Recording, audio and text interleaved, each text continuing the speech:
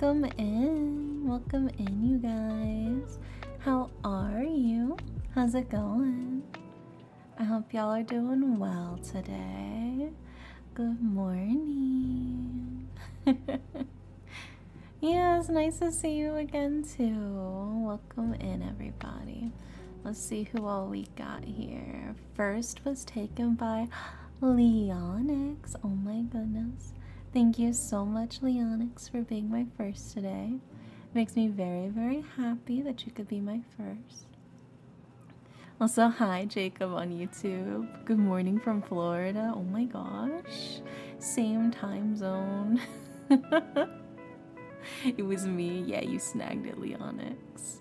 Let's see, we've got daily pillows from Alex, from Jeremy, from Leonix, from Gothosaurus, Vortexiality, Nortania, Phi, and Nugget. Welcome in, all of you. Thank you for grabbing all of your daily pillows. And let's see who we got in the queue so far for the readings. Good evening, good evening. How are you? Let's see. First up in the queue is Gothosaurus, who wants a reading about their doctor's appointment next week. Okay. And then after Gothosaurus will be Bread, who wants to know about your sweater. I got you. Yeah, and then after Bread is Alex, who wants a general reading. And then after Alex is Nugget, who said, let fate decide, let fate choose. Yeah, that's the current queue. Also, hi, Crazy Sherbet, welcome in.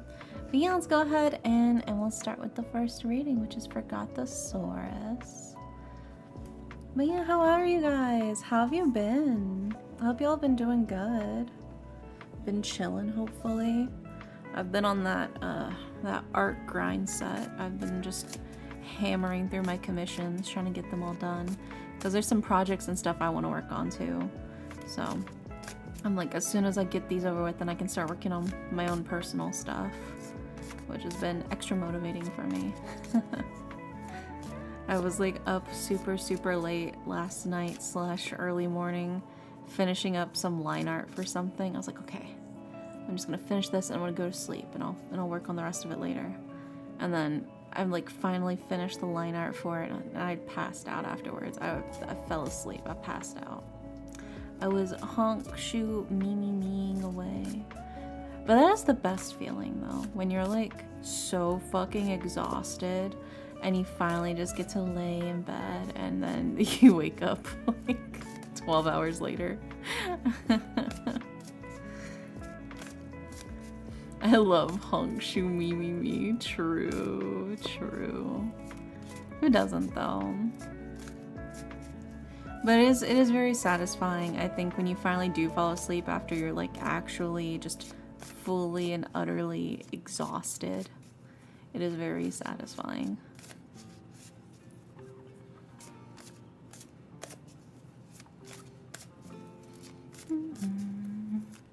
I do have some crazy dreams though. I had like another strange dream.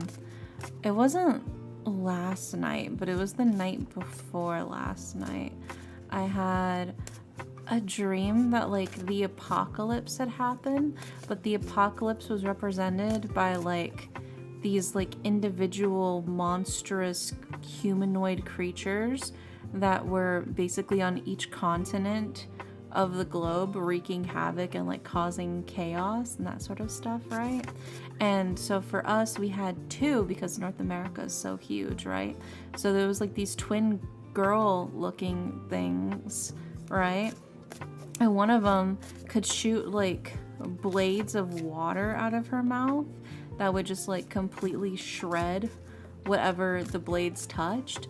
And then the other was honestly more terrifying, okay? So it didn't seem as scary because it was the middle of the day when you first meet her.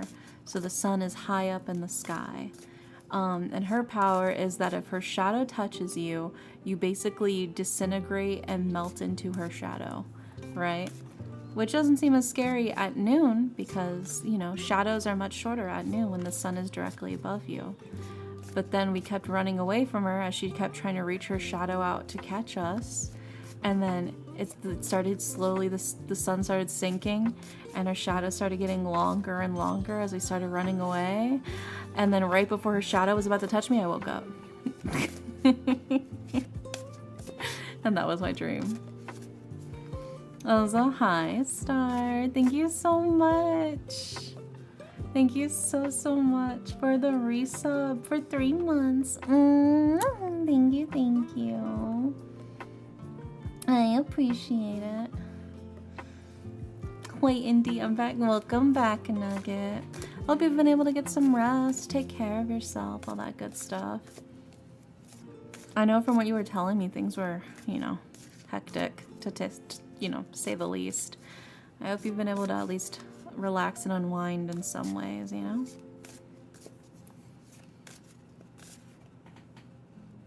Oh my god, you had pasta? Oh, you had such good pasta, you dreamt you had leftovers. The whole dream was just you heating it up in the microwave and eating it for lunch. Oh my gosh. I had leftover pasta for dinner today. I made a really yummy roasted veggie Alfredo pasta. Right, so I had like the garden rotini, and I had Alfredo sauce, and I roasted up a bunch of different veggies, and I mixed it all together. And I ate the leftover pasta for dinner today. But it's so funny, because, God, this pasta has been such a fucking trip to try to make. You think, oh, it should be super easy to make it. And, like, you would think, because this all started because I was, like getting like my groceries. I was ordering my groceries and I was like, oh, yellow squash is in season, because like on the app it tells you like when things are like cheaper and stuff like that, and especially like seasonal fruits and vegetables, and it said that like yellow squash was in season. I'm like, oh my gosh, yellow squash, that would be so good in a roasted veggie pasta, and I haven't had that in a while. Let me add that to my cart, right? Let me add the yellow squash to my cart. So I can, with the other veggies and stuff, I can make a nice roasted veggies pasta, right? The guy shops for me, and he found it. You know, I get my groceries; they're delivered to my door. I open the groceries and I put them away. Also, Nugget, thank you so much for the 1,000 biddies. Thank you. Right. So I'm putting away the groceries, and I see, oh, there's the produce. Okay, Where's my yellow squash? And I look in the bag. This man got me bananas. He got me bananas. He confused yellow squash for bananas. I'm allergic to bananas, so I can't even eat the bananas that he got me. Right?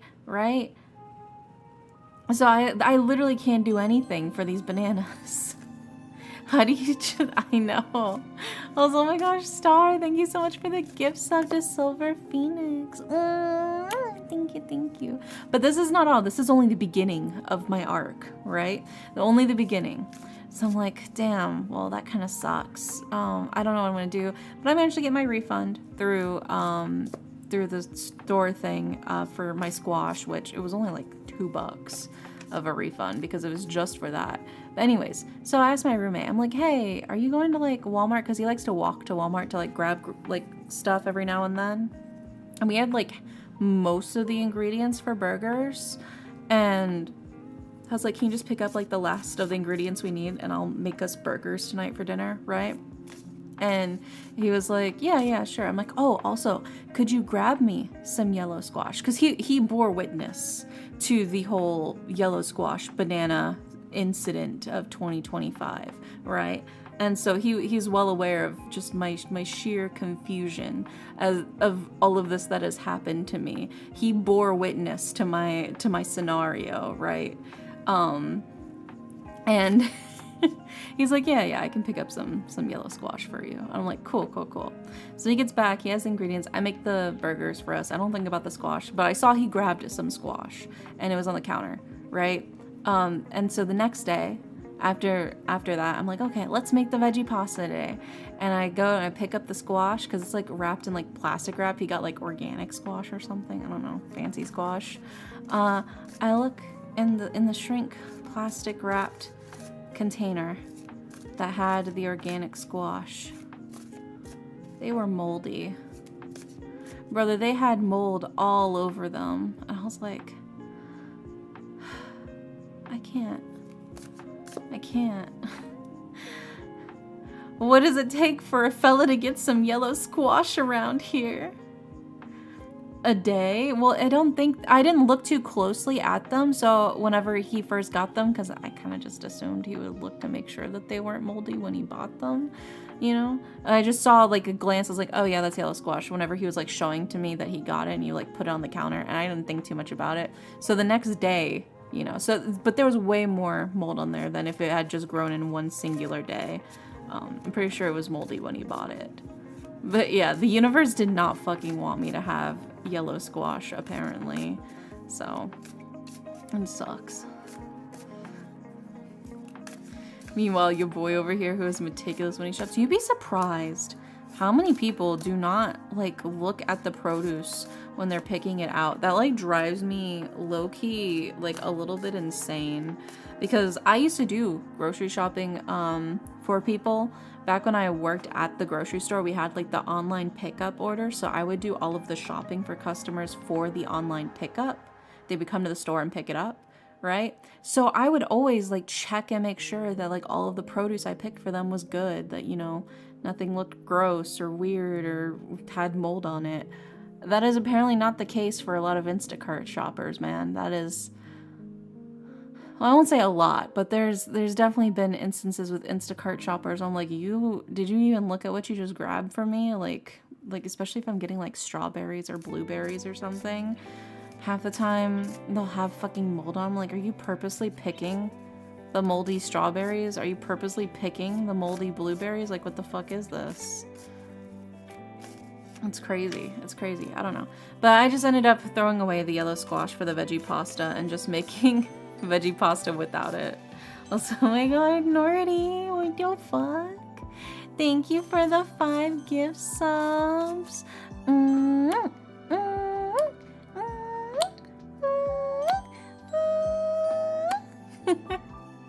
Thank you. So sweet of you.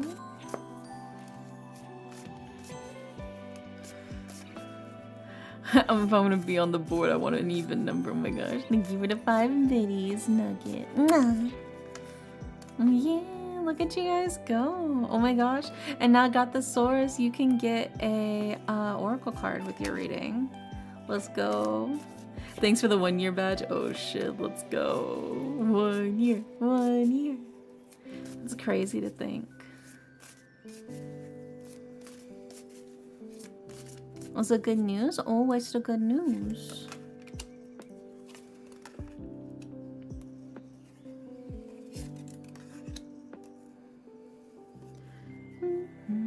Let's grab your oracle card.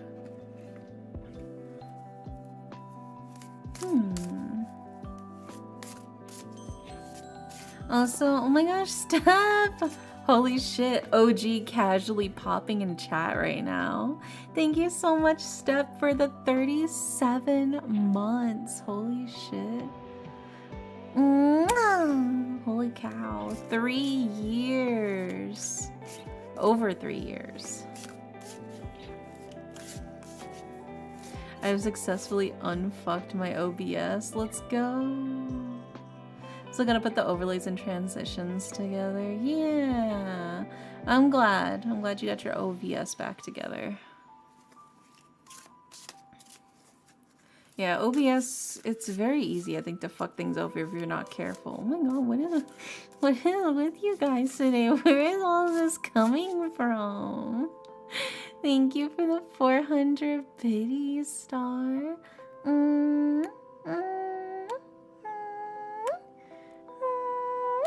Thank you. What the hell? What the hell? What are you doing? Where are you coming from?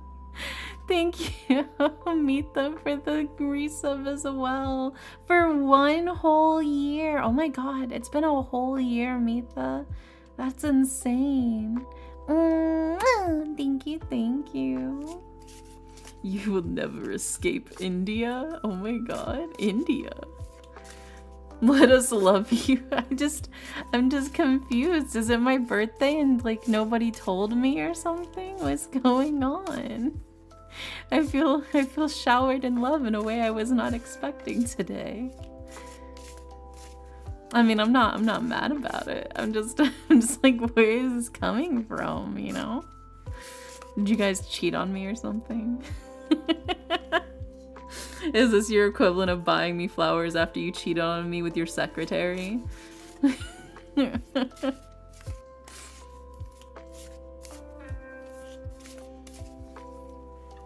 Tell me the truth. Is that child even ours?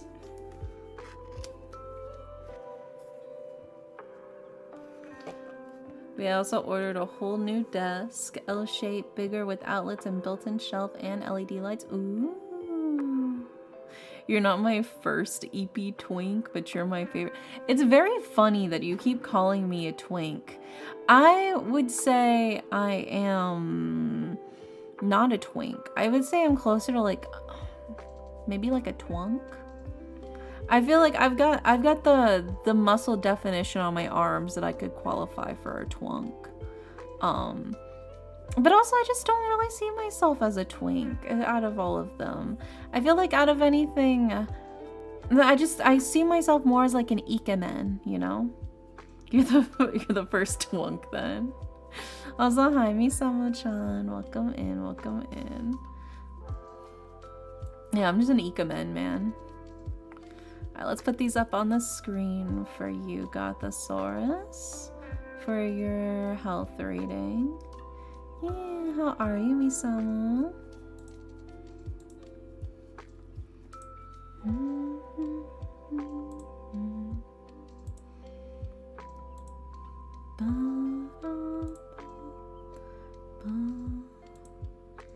Thank you, thank you.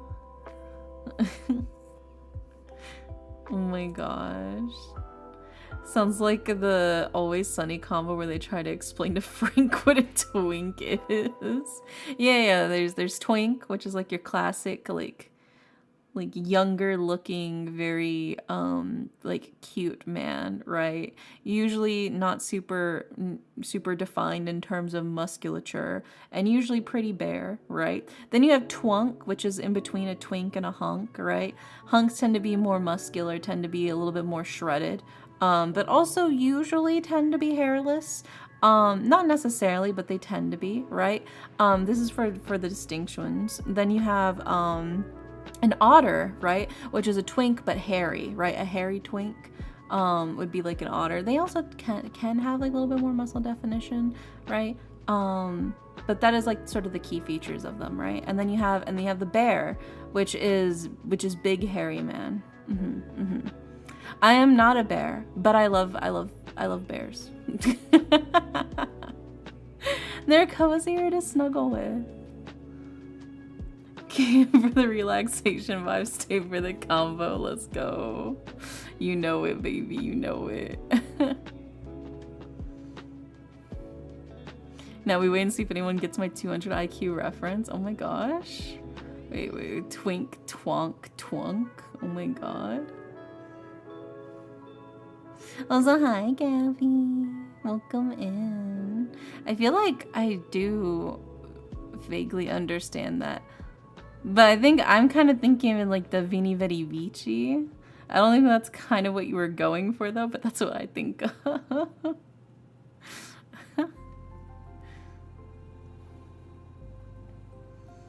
I finished putting these up on there. Dad Bill, yeah. I mean, to be fair, that's like personal take. As your local bisexual, right? I think there are lots of wonderful different types of body types. Personally, for me, I'm actually not that interested in like the hairless shredded men. I don't know. That's personally not my thing. I like people who are either like really, really small and cute, or I like them really big and squishy. There's not really an in-between. I mean, I guess I could, But like, that's like my personal preference. I tend to like somebody that I could either have them be the little spoon, or that I could very, very easily myself be the little spoon. Those are the two spectrums I'm on when it comes to that. Or like light definition. Yeah. I mean, there's nothing wrong with that. I'm just not interested in the bodybuilder type, I think, is kind of my personal preference. Keep shrinking with your magic. Yeah, get you all ibbity bibbity. Hell yeah. But I mean, I think that just, especially because I get super cold, like, very easily. So I'm always like a very snuggly type. I tend to prefer somebody that I can steal the body warmth from.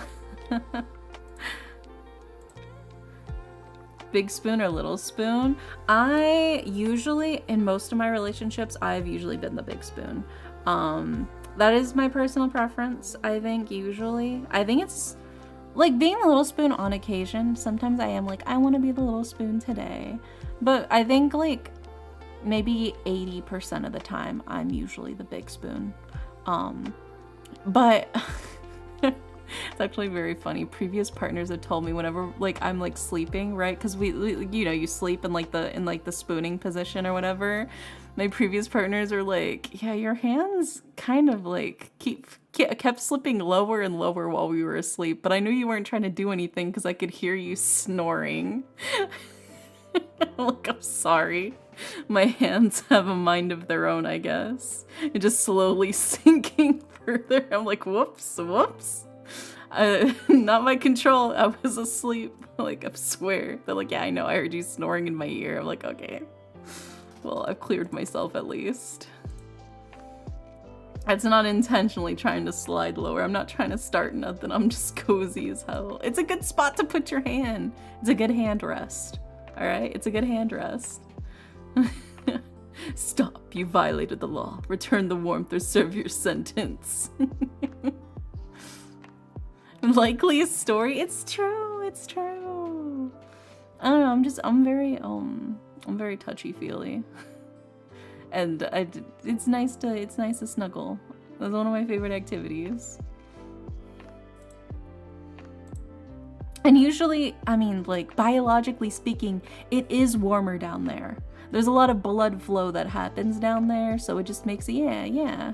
And so, my hands want to stay warm. Exactly! Oh my gosh, you totally get it, yeah. It's nothing sussy. I'm fully 100% asleep when it's happening. It's not sussy. It's just cozy, All right, we got all of the cards for you. Got the Saurus for your health reading about your doctor's appointment. So, in order of left to right, we have the Five of Swords. We have the reverse Six of Wands, and we have the reverse Hierophant. And then for your Oracle card, we have Basil, right? So we start with the Five of Swords.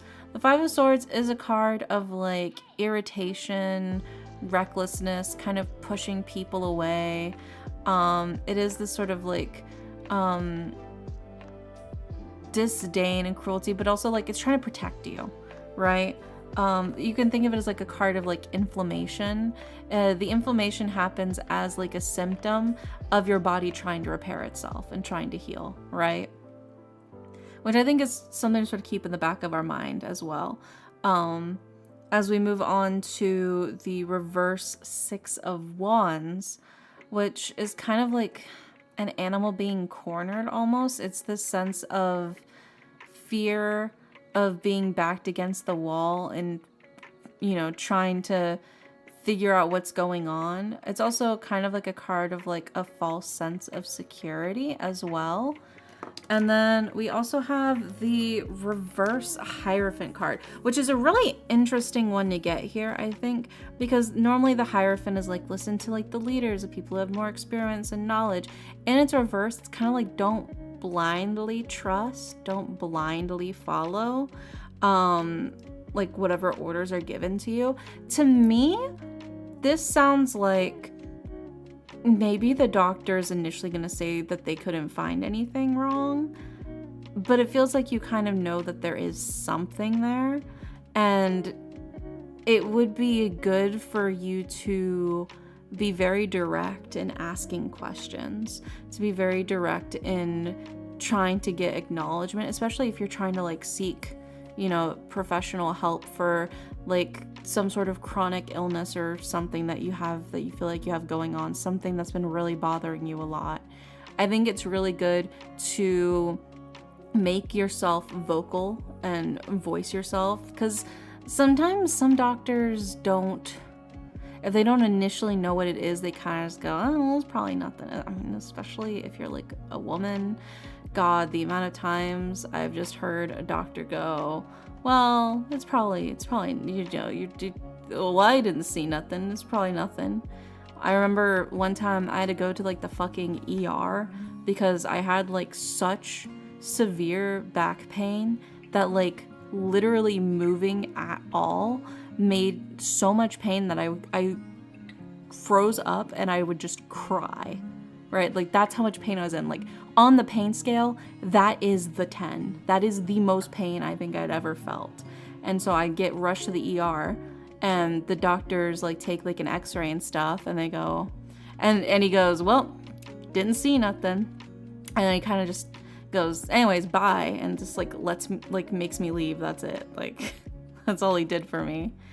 And that sucked ass. But then it happened to me again. I got that same pain in my back and I had to go to a different ER and had to do that again. Like, I want to say it was like a year later it happened again.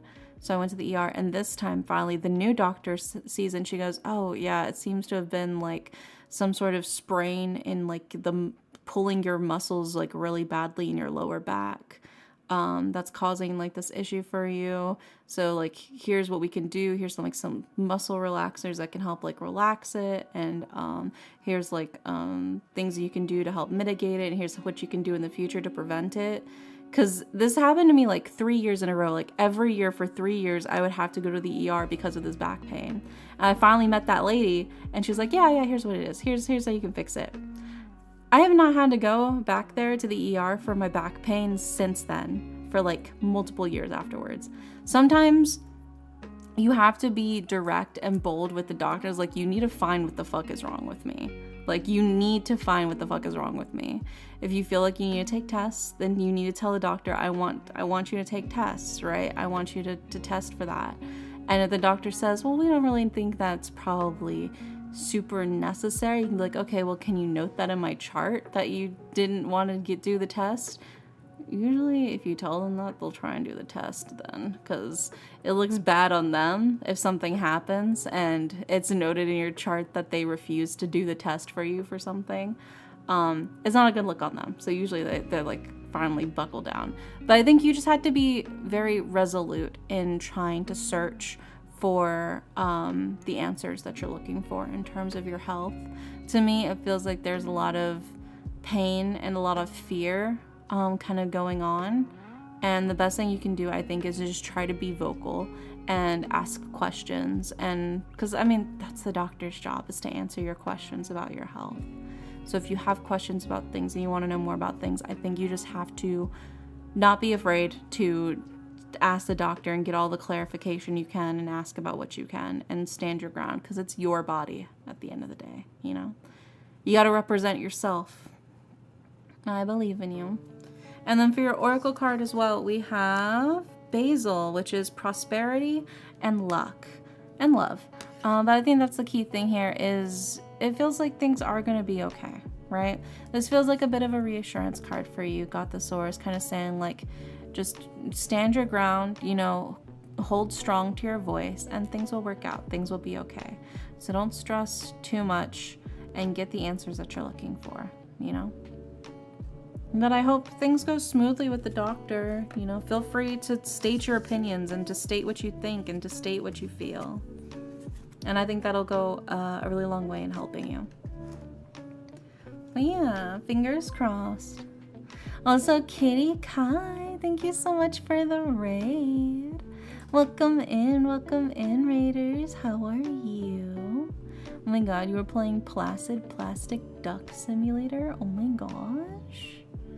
How was that? Was it cozy? Was it cute? That sounds cute.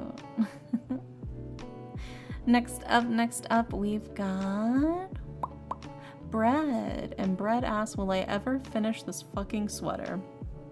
Maybe. With enough grit and determination. But yeah, welcome in. Well, we ended with Palia for a few hours. Oh, I've seen it, but I haven't really played Palia. Is it good? But welcome in, you guys. We're just doing tarot readings for chat right now. I got my tarot cards for everybody.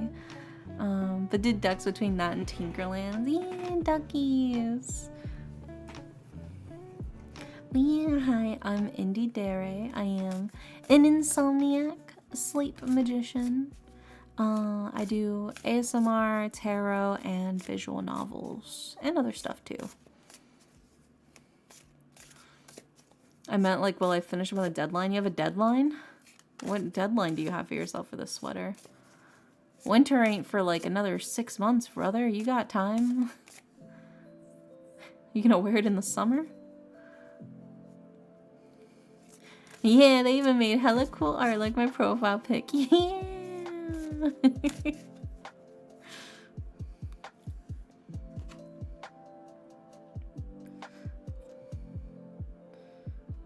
Well, that's cute.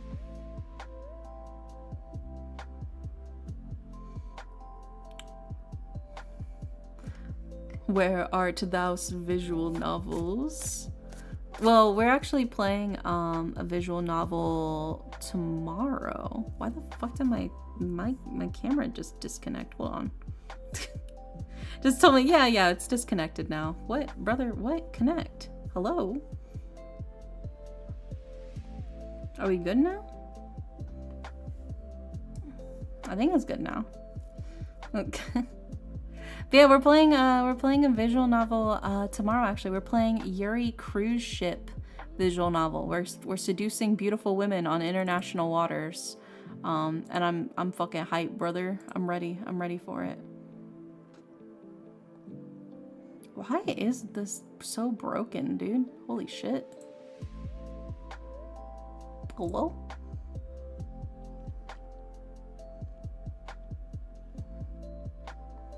Yeah, I know. My model is like tweaking out right now. There we go. Okay. I think it's better now. I think it's fixed. Okay. Yeah, Dere.exe needed that WD-40. Yeah, it did.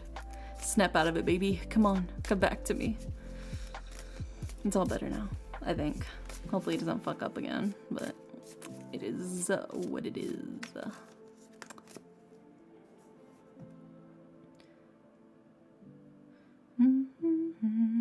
If you like spooky visual novels, I'm obsessed with one lately. Oh, dude, I love all kinds of visual novels. What spooky visual novel is it?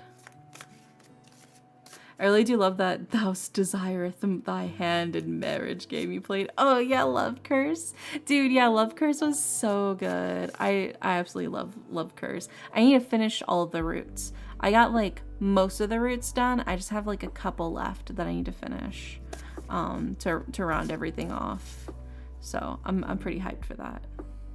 I need to play that Love Cruise one still. Yeah, I'm gonna play the Love Cruise. It's called like Distant Voyage. Tomorrow actually on stream. So we'll be playing that. It's not done yet, but it has 4 chapters out and the first is free. Ooh, Scarlet Hollow. Yeah, I'll have to check that out. I do love all kinds of visual novels. Romance, fantasy, horror, you know, all kinds. I just love visual novels as a medium. I think it's so neat. Psychological thrillers.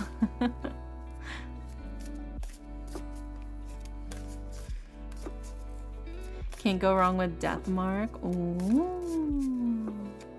Yeah. I like how you immediately knew what game I was talking about. Well, yeah, because the character you're talking about is Phoenix. She's the one who speaks all ancient, old-timey to the main character. My queen. Yeah, she's beautiful, dude. I love Phoenix. Maybe one day we'll get DLC patch where we can date Phoenix.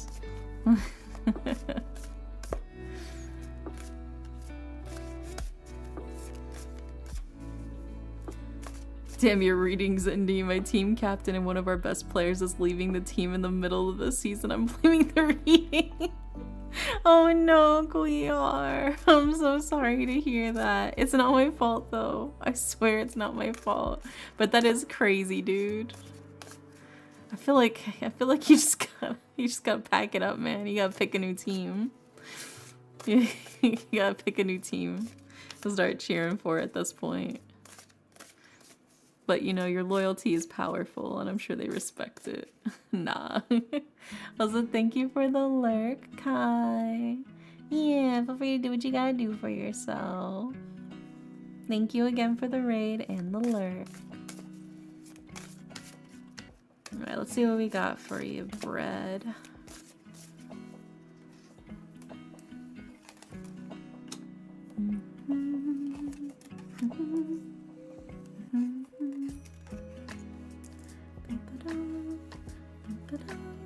And let's grab your oracle card.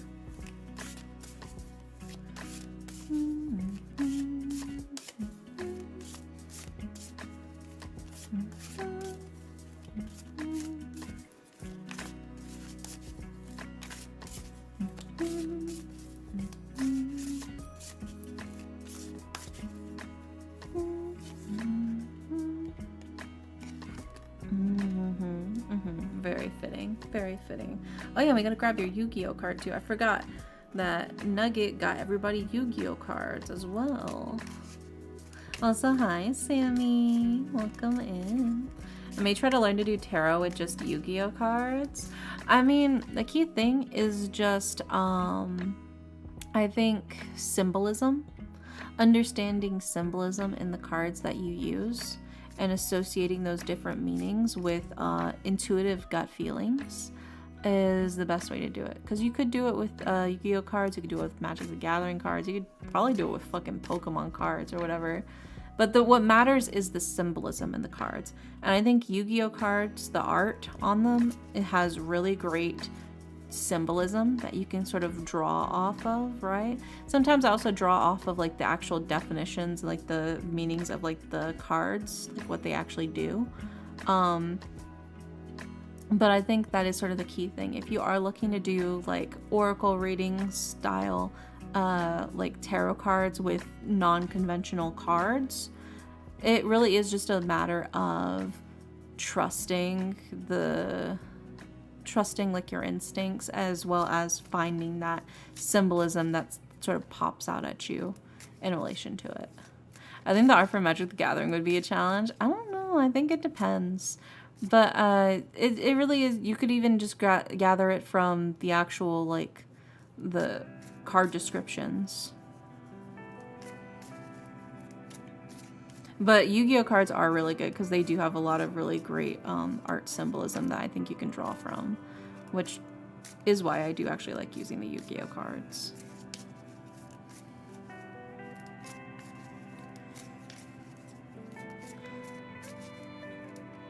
I think the hero cards would be the easiest. Yeah, maybe. It's just a matter of vibes and what you connect with, right? Everybody's got different things that they connect with more. And some things are easier than others to form that sort of bond with.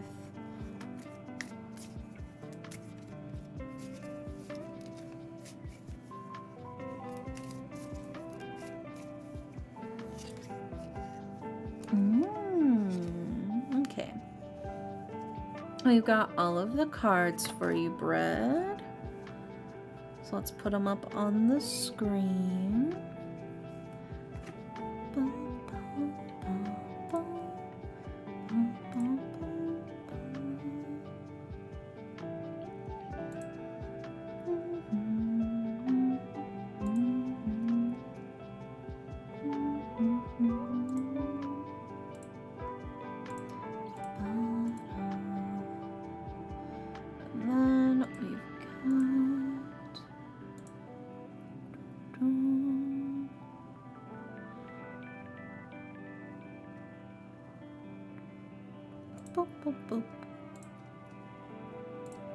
And then we've got...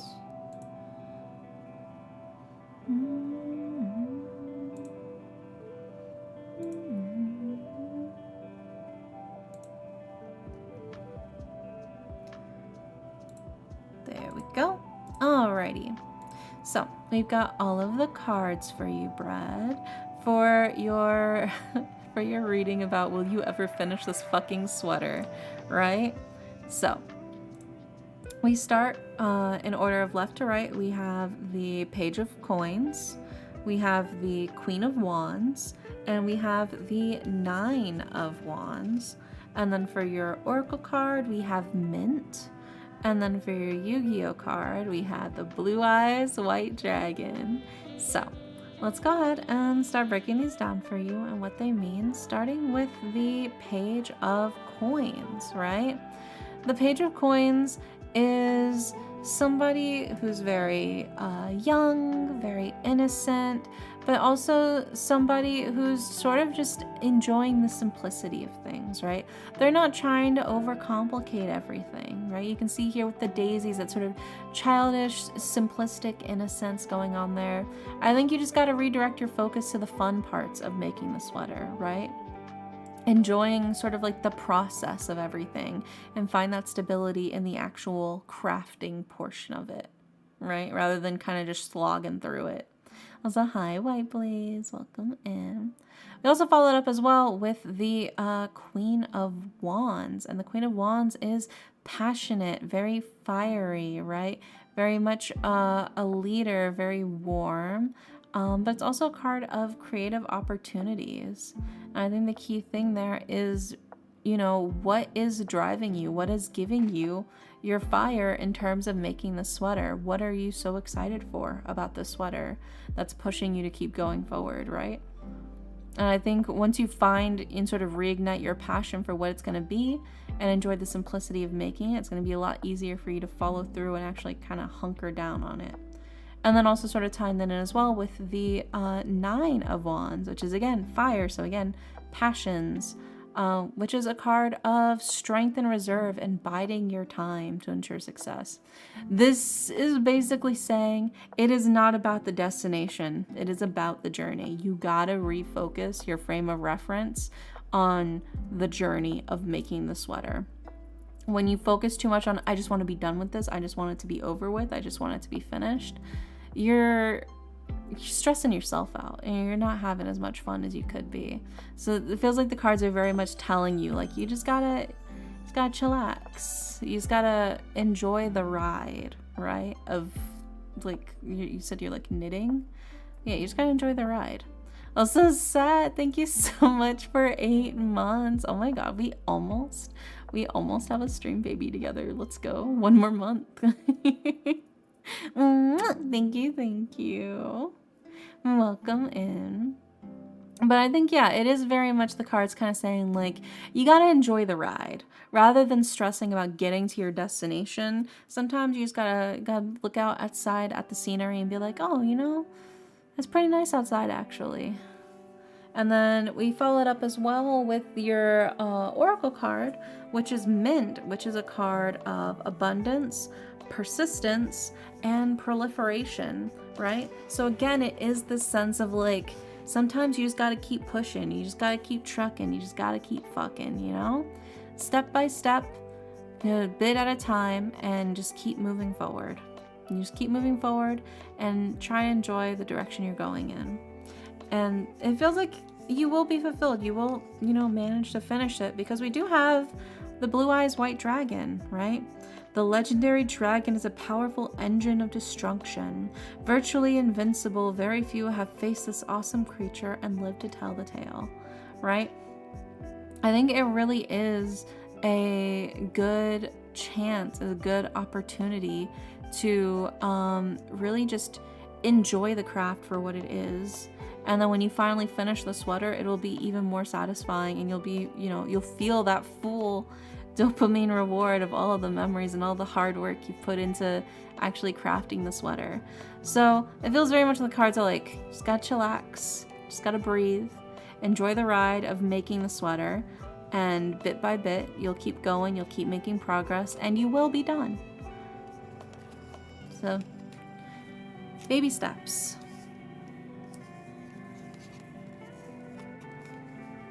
I hope that helps, Brad. Fingers crossed.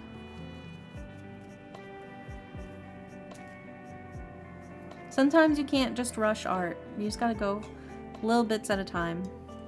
So I'm gonna drink some of my coffee.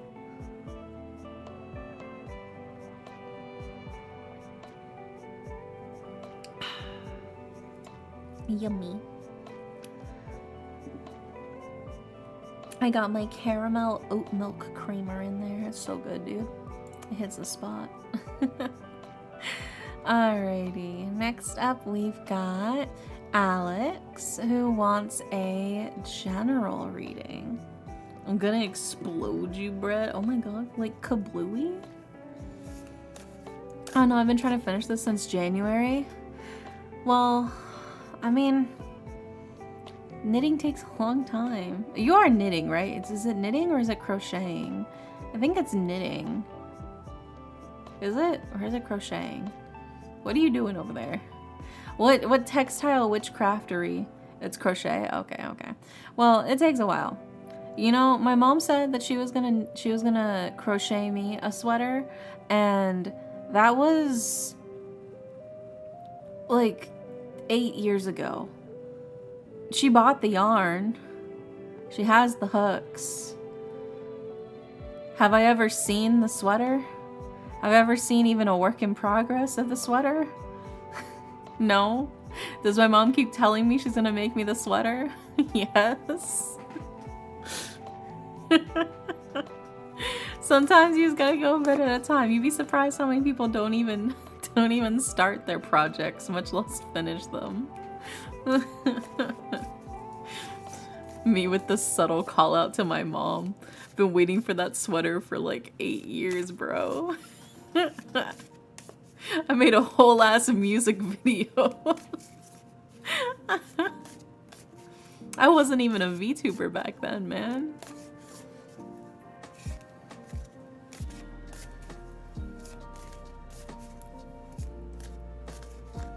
Knitting is too complicated for my dumb brain. Oh, I feel you. It is pretty crazy. Yeah, knitting has always seemed really intimidating to me too. I do know how to do like basic crochet. But yeah, knitters are on like a whole nother level. Do you guys know that knitting is the reason why we have binary? Isn't that fucking crazy? Knitting is the precursor to modern technology.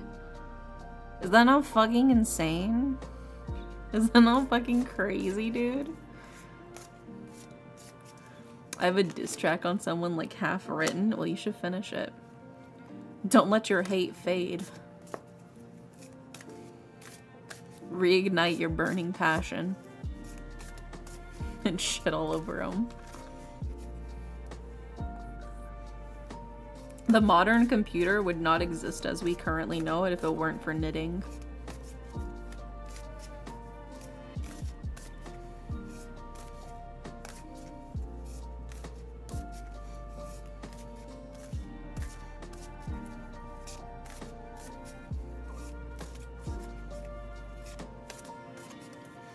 What's your favorite debt about knitting and tech? It is like a really cool fact about knitting and tech. Yeah, that knitting was the precursor to binary and the basis for the modern computer. It's just so interesting. Well, I know how to cast on. Cast on, cast off, cast on, cast off.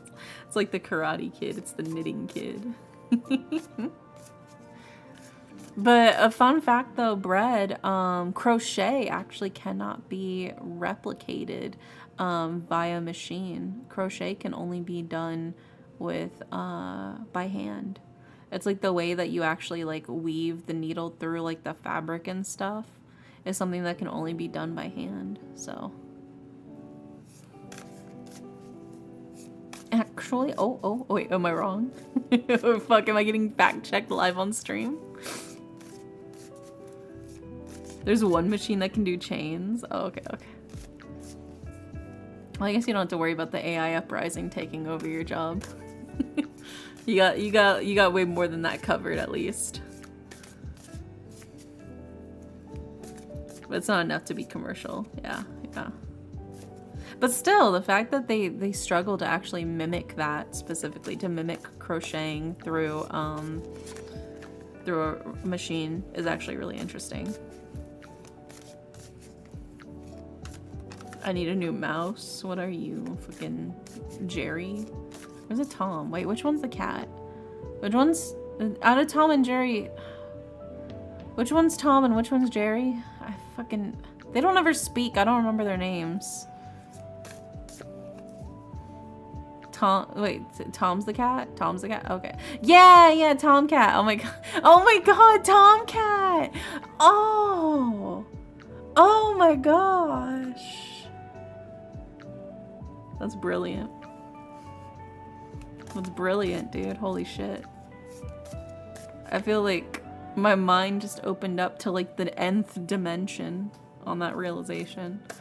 That's wild. That's wild.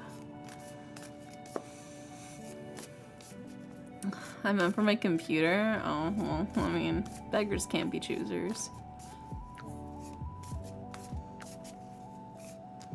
So like, is the mouse in your computer like no longer running on the little wheel to spin it, to turn it on, or what? That's crazy. Who the fuck names a mouse Jerry though? Is that also a pun? Is there like a Jerry mouse?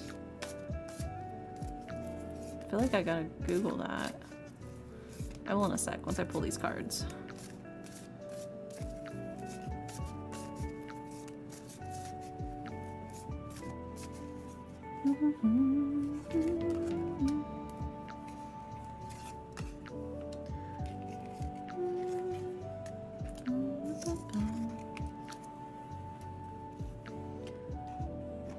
Sometimes it just doesn't move my cursor when I move it. Oh, dude, I hated that. I got a really, like, nice ergonomic mouse because I was like, yeah, ergonomic mouse, and then it feels so nice when I use it on my computer. And then I, like, started using it, and it did not feel good to, like, use. Not, like, physically, but, like, actual, like, movement of the mouse on the screen did not feel good at all. So I ended up just switching back to my normal shitty mouse. No ergonomic wrist support for me, I guess.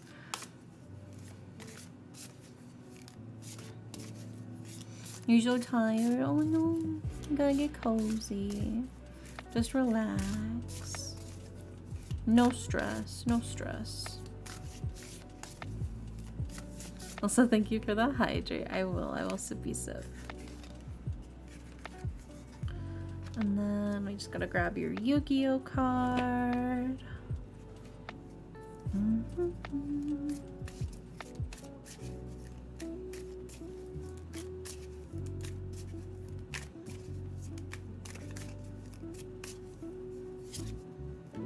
Yeah, my favorite Yu-Gi-Oh card. You got him. You got my son. I have so many shows to finish for stuff I'm working on. Oh. Okay, now let me sippy sip.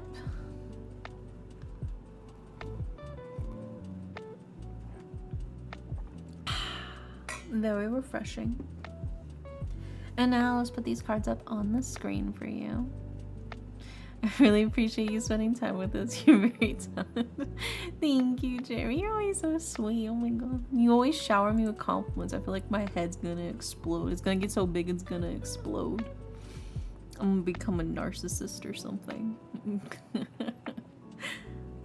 Let's put these up on the screen. We've got...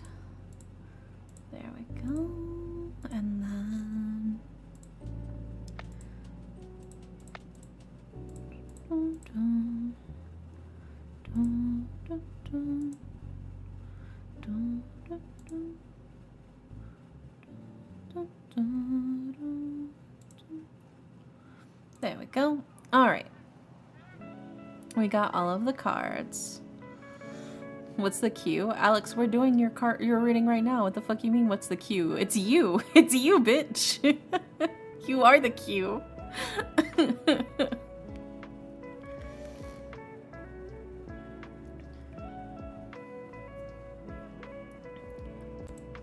Alright, so we'll go ahead and start in order of left to right. We have the Emperor, we have the High Priestess, and we have the Seven of Swords. And then for your Oracle card, we have Earthworm. And for your Yu-Gi-Oh card, we have Big Koala, my favorite fella. I love Big Koala. I love him so much. But let's go ahead and start breaking these down for you, starting with the Emperor. I think it's very interesting that we have both the Emperor and the High Priestess. Oh my god, and then you get hit with ads. Alright, well then we'll wait then. Don't worry, I won't. It gives me a chance to drink my coffee before it gets totally cold.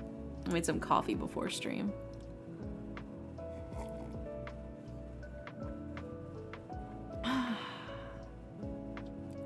So how's it feel for you premium elite members that are currently subscribed to me, who don't have to endure the ads? How's it feel to be so beautiful and sexy today? Do you ever just like look in the mirror and just start falling for yourself from how sexy you are? It's like Narcissus looking in the pool. Yeah, dude, coffee's so good.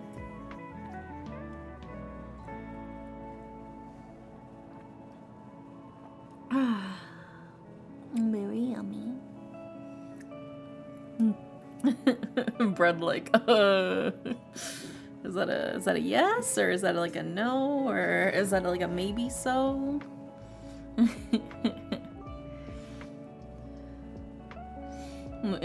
Also, Star, thank you for the 100 biddies. Thank you. Jerry is Jerry because cocktail? What the fuck does that mean? Oh, I should actually Google that though. Maybe then I'll understand what the fuck you're talking about.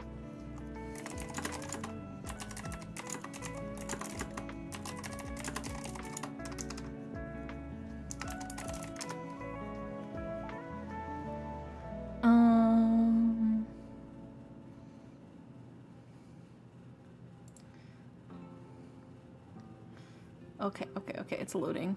Quora.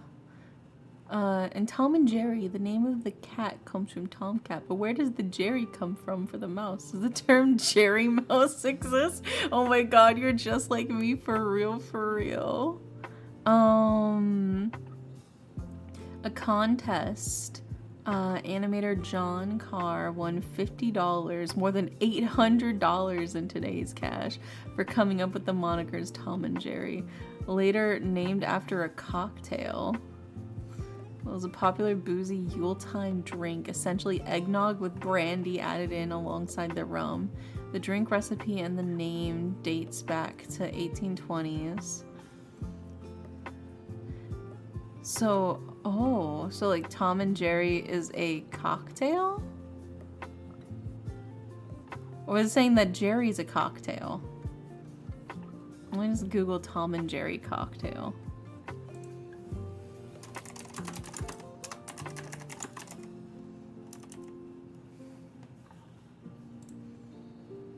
Oh, yeah. So a Tom and Jerry is a traditional Christmas time cocktail. Okay, so basically Jerry's name was a fucking afterthought is what I'm getting from this. So they named Tom. They're like, oh yeah, Tom, because he's a tomcat, okay. And then we could say Tom and Jerry because there's Tom and Jerry the drink. So, and then we already have the tomcat that's named Tom. Brilliant. So they gave basically zero afterthought to Jerry's name, dude. That's crazy.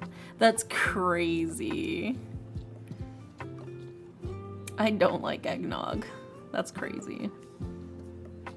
Ugh. But wow, we learned so much.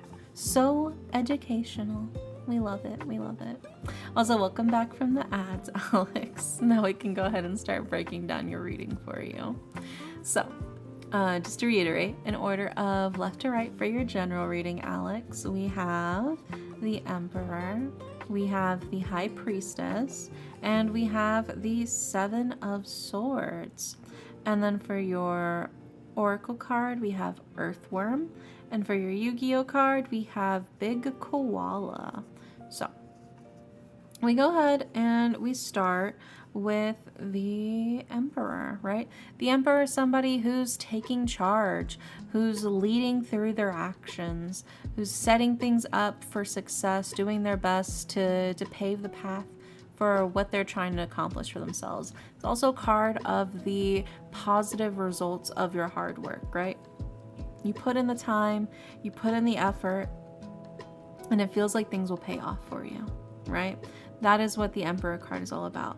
But we also have the High Priestess, which is more of a card about intuition, trusting that sort of like inner voice inside of your head and trusting your instincts, right? So to me, it feels like, although you are going into things with the plan, it does feel like that plan is also sort of like you trusting your gut and trusting your instincts to sort of push you through on a lot of these things, right? Trying to just get things done almost through feel, through vibes a little bit. You're like, maybe we should do this, but maybe we should move in this direction, right? Or we should adjust this. That's kind of the vibes I get from that. But we also followed up with the Seven of Swords. And the Seven of Swords is a card of ill-advised confidence. Why do I feel like you always get this card? I swear, I feel like you almost always pull this card somehow, Alex. If you are, you're like the definition of the Seven of Swords. But the Seven of Swords is a card of like ill-advised confidence. It's cunning, trying to be maybe sometimes a little too devious, but it can also be a card of like a plan that's not maybe fully thought through, right? There's certainly some holes in the plan that could be addressed more carefully, right? But this is a card of like, hey, be careful. It is very easy for you to trip and fall if you're not careful with your planning, if you're sort of slapdash putting together something and moving forward, right? As much as it can be great to just put yourself out there and start working on something, if you do that for everything you do, it's very easy for you to lose track and for small things to fuck things up, you know? So it's kind of like a little bit of like a warning, like, hey, be careful, make sure you're really overlooking the plan, make sure you're really like poring over all of the details. I think it's very easy to kind of get lost in the big picture and actually forget to notice and scrutinize like the proper details of how things actually function. Feels like you're very much like, step one, I go to Walmart. Step two, I grab a quarter. Step three, just a bunch of question marks. Step four, profit. It's like, okay. I mean, I feel like you're missing a couple of steps, but you're walking in there really confidently, even though your plan's not exactly fully fleshed out, right? And that feels like it is like the card's kind of telling you to really stop and slow down and think, because we have your Oracle card, which is Earthworm, right? Earthworm is a card of clarity, but also a card of rumination. The Earthworm goes into the soil and slowly breaks it down into more digestible, smaller pieces. It really aerates it, right? It is a card of like taking that time to really stop and carefully and gently process everything.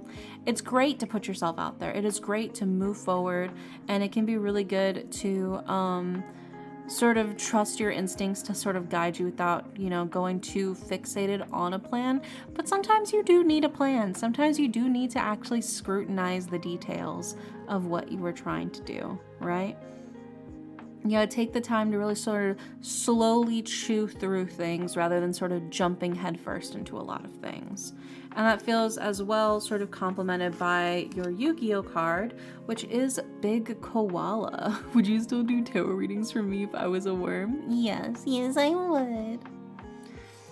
So yeah, Big Koala, a species of huge des koala. He's meek, but people are afraid of him because he's very powerful. But what sticks out to me the most in this is that he is currently very gently eating a tree, right? Because he's a big boy, so a tree's basically like broccoli to him or whatever, right? But he's not just like eating the whole tree. He's very gently and very delicately and very demurely sort of nibbling at this tree, right? He's slowly eating it, right? He's taking his time to tackle it all together. He's not trying to rush through eating the tree. And I think that's sort of the same thing here. The cards are kind of advising that you take the time to slowly but surely sort of work through your plan. Make sure you've got all of your bases covered, that you're, you know, actually fine-tuning all the details and not just fuck it, we ball on everything you do. There's only so many fuck it, we balls that you can really handle in any singular situation, right? You cannot just keep saying fuck it, we ball every 5 seconds in the same situation over and over again. That's not helpful, right? You gotta be careful. I don't think the cards hate you. I just think the cards want you to actually see what they keep trying to tell you, you know? That's why they keep using some of the same cards for you, is because it's like, please, please listen to us. Please, please listen to us. We're trying to tell you, Alex. You have to be careful. You have to really stop and think. And really think through all of your choices. Please, please. We're begging you. That's what they're saying. You hear that? That's what they said. That wasn't me. That wasn't me. That was the cards. That's why my mouth didn't move for most of that.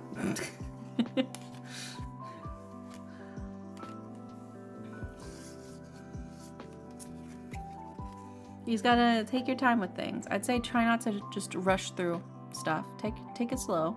Really look things over. Try to focus a little bit more on the details, and that should help. But yeah, I hope that helps, Alex. Next up, we have Spicy Nugget. Also, thank you, Beam Butler, for summoning another Shimadere. How many do we have in our little army right now? Well, I got a couple of them. Yeah, we got a few of them. A few little fellas. I found out my confidence is apparently intimidating to some. It can be sometimes. I think if you're overly confident, it can be a little bit scary to approach people who are very confident. Not necessarily out of any bad reason for the confident person, but more so for the fear that the less confident person has, right? It's like an amateur going up to like a professional in some instances, you know? You called? Hi Nugget, yes, it's your turn. Let's see what we got for your reading, Nugget. Confidence is intimidating to me, I'll cry. Yeah, I mean, it's not necessarily saying that, like, it's bad to be confident, but rather that sometimes somebody who is very, very confident can appear unapproachable to people who are not as confident as them, right? I think that's kind of like the main thing. So I think focusing on ways that you can make yourself seem more approachable, which there really is only so much you can do. It is just a matter of perspective from other people. On how approachable you seem.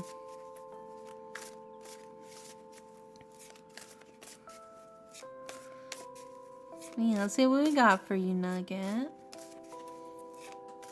Let the cards do the thing. Yeah, what do the cards feel like they gotta tell you, Nugget?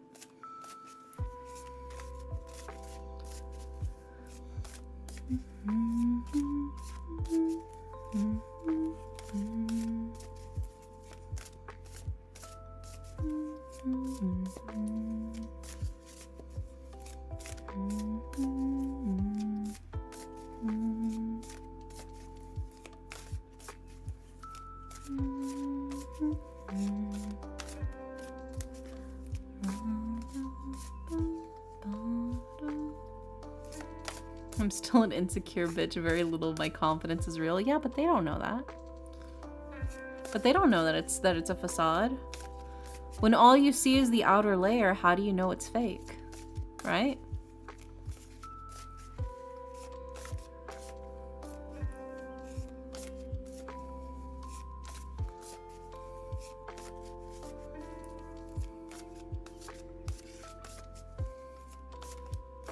Low-key, where did the whimsy go? Like, why can't I just smile at everyone I see to vibe check them? Why can't I just violently shake my hand hi to my friends? I mean, you could. You can. No one's stopping you. You should. If you feel like the world is lacking whimsy, then it's your job to bring more whimsy into the world.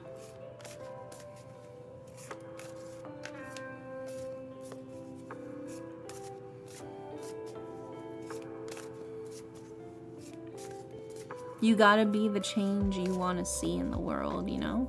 It's baby steps. But like, why don't more people do? It's probably because they don't see other people doing it. So you gotta be the one to do it first. And then usually people follow in, right? If you start waving your hand excitedly whenever you see your friends, I bet you after a while, some of your friends are gonna start waving very violently back at you. You know? People pick up on things when you do it. But sometimes you gotta allow them the ability to do it, you know? And sometimes that means that you gotta do it first. And then they feel like it's okay, right? You gotta be the trendsetter.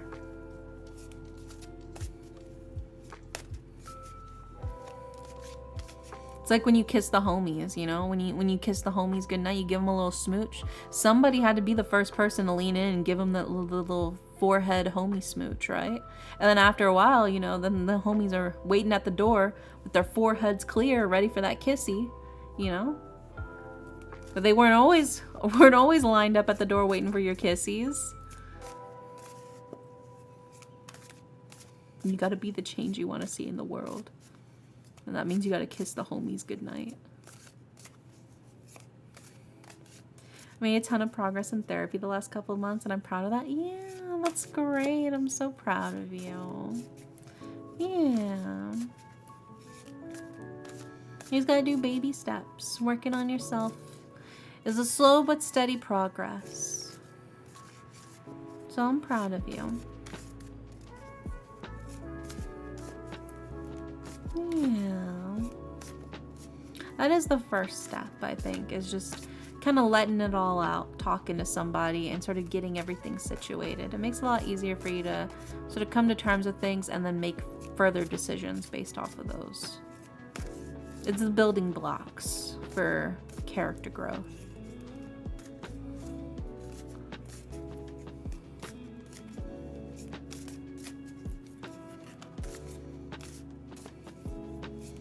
God, saying character growth just reminded me, I had a vivid flashback to, this was, I want to say like 4 years ago.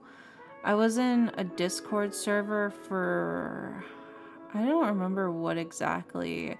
Oh, you know, I think it might have been for a fandom for an ASMR roleplay person, right? And most of the people there were queer, right? Most of them were queer because it was for like an M for M ASMR roleplay, right? Which had fantastic story writing and like a whole like overarching lore. I don't know if you guys have ever heard of Angels and Bread ASMR, but the Dark Prince series from Angels and Bread ASMR is fantastic. I've literally drawn fan art for it, okay? It's beautiful world building, fantastic voice acting. It's got like all of the ambience, but it's also very cozy too. Highly recommend it. That's why I was in the Discord server for it, because I was a big fan of the series. Anyways, so I'm in there, I'm like chatting, and like I said, most of the people there are queer because the ASMR is queer inherently. It's M for M. It's male speaker for male listener, right? And there was like somebody there who was probably like in like high school or something. They were pretty young, and they were talking about how it's not gay people who are oppressed anymore. It's straight people who are oppressed. And I was just like, are you serious? Are you seriously saying that? They're like, yeah, I'm the minority now because I'm straight. And they're like, and I'm like, are the gay people bullying you for being straight? Like, what the fuck are you talking about? They're like, Yeah, they pick on me for being straight. They call me straighty, and like they were being completely serious and like talking about how they were absolutely like the oppressed minority because Canadian high schools were all queer and gay and stuff. So they were the odd one out for being straight, and they were being bullied for it. And I'm just like, I just remember typing out, God, I hope you get character development into the Discord server. Well, I love M4M audios. Yeah. If you do like M4M audio, I highly recommend Angels and Bread ASMR. Definitely one of the first like ASMR roleplay channels and creators that really genuinely inspired me a lot. Definitely a huge inspiration for me, and I'm a big fan of them. But yeah, so highly recommend. Like I said, the storytelling is great. The audio is really good. The voice acting is really nice, and the lore and the world building is really fantastic too. Like there's a lot of love crafted into it, because the whole Dark Prince series is like a whole overarching like storyline kind of thing, which I was really into. I really liked a lot. I thought it was really neat. It was basically like an ASMR audio drama at that point. They're the token straight, the vanilla amongst the rainbow bubblegums. Yeah, that was basically how that person was talking. And I couldn't take it seriously because I knew they had to be like 17 or something, you know, like they were literally like a kid. And I was just like, God, I hope you get character development, because holy shit. Imagine thinking you're literally being oppressed for being straight. Like, okay. All right, buddy. There's no way 99% of your school is completely queer, unless you go to like a fucking all-girls Catholic school. Then I can actually I can believe that, but I can't believe that straight white men are the most oppressed people now. How the tables have turned. It's tragic. It's tragic. Or you know, it wasn't even for that audio. It wasn't even for that audio Discord. It was for a Percy Jackson Discord server. That's what it was. That's what it was. I forgot. I would join multiple Discord servers at that time, but I was there because I was also rereading Percy Jackson, and I've got my favorite Percy Jackson gay ships, and I think that's what, because I was talking about Percy Nico, which was like, yes, I know Nico gets together canonically with Will Solus in Percy Jackson, but I always did ship Percy Nico a little bit personally. But I did like the actual canon ship of Will and yeah, Will and Nico. My character development came through punching and yapping. Yeah. Also, hi Leonix. Oh my god, you're on the YouTube side now. But yeah, it was very funny. It was very funny. But yeah, you guys should check out Angels and Bread ASMR if you like ASMR. If you like M4M ASMR roleplay, highly recommend. Like I said, I've literally drawn fan art for it before, so I feel like that should be a good indicator. Yeah, they're definitely an inspiration for me. Let's see what we got for you, Nugget.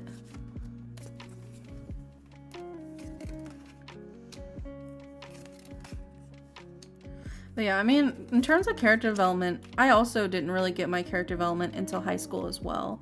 I talked about it before, but I used to be homophobic. I used to be a homophobic kid who grew up in a really crazy church. Like I was one of those, like, all gays are gonna go burn in hell or whatever, right?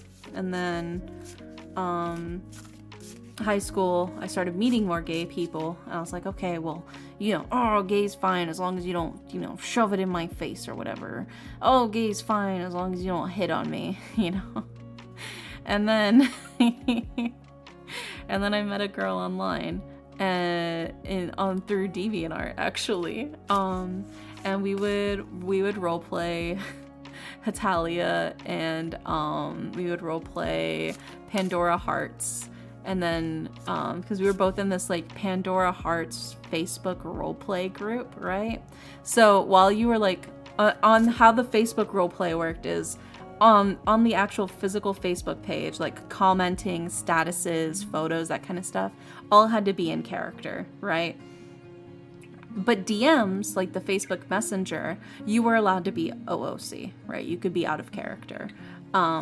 So we would like post and we would talk, and then like out of character, we would talk in the Facebook Messenger for that and sort of chat. And then if we wanted to like screenshot Facebook Messenger, like kind of stuff, then we would, you know, get in a character and then get out of character after we got the screenshot for whatever we were trying to set up, right? Anyways, I say this because then we started getting to know each other a little bit more. We came closer and closer. And after all of our conversations, at the end of our conversations, she would go, okay, I love you, bye, you know, and that's what she would say at the end of after like our conversations or whatever, after I'd log off for the day. This is back in high school. It was literally like my freshman year of high school, right? So hi, Dr. Bumble. And so after, like, when she first said it, she's like, I love you, bye. I was like, don't say that. That's gay. You can't tell me you love me. What the fuck? That's gay, right? But then she kept saying it. She kept saying, okay, I love you, bye. And then, you know, after a while, after like a couple of months of us talking literally like every day, all the time, I finally told her, I love you too. And then we started dating, you know, we started hanging out more. We had each other's Skype, we would hang out, we would talk, and we would like video chat on Skype, which also, rest in peace, Skype, dude. Holy shit. So sad. So sad. Skype was a legend. Anyway, so we would hang out all the time and through Skype and like video chat and calling and all that stuff. And then, this is like 2 weeks into us dating. My mom comes in the middle of me like on Skype call with her and sees me because she's like about to tell me that dinner's ready. And she sees I'm on my PC. She sees I'm in a video call with this girl and she goes, oh, is that your girlfriend? And I go, yeah. And she goes, oh yeah, she's cute. Anyways, dinner's ready. So, and then she leaves my room. And then when she closes the door, I look to the VC, right? And I go, oh yeah. You're my girlfriend. I guess this means I'm not straight, huh? Anyways, that's how I found out I was bisexual. 2 weeks into dating a girl. Isn't that fucking stupid? Wasn't I dumb as fuck, chat? She was very sweet. Things didn't work out for us personally because, I mean, it was a high school relationship, but she was always very, very sweet. And she's got like a very sweet partner now. I still, every now and then I see her every now and then. So we're still in good terms. But yeah. That's kind of cute, actually. Yeah, that was my first girlfriend. Yeah, I was a very dumb kid. People think that I was smart because I did well in school, but my hair is naturally black, and I bought black box dye so I could dye my black hair black because I wanted it to be blacker. And my mom, whenever I went to the grocery store, because we were at the store, so you buy like the box of like black hair dye at the grocery store. And my mom was like, "You're buying black hair dye?" And I was like, "Yeah." And she was like, okay.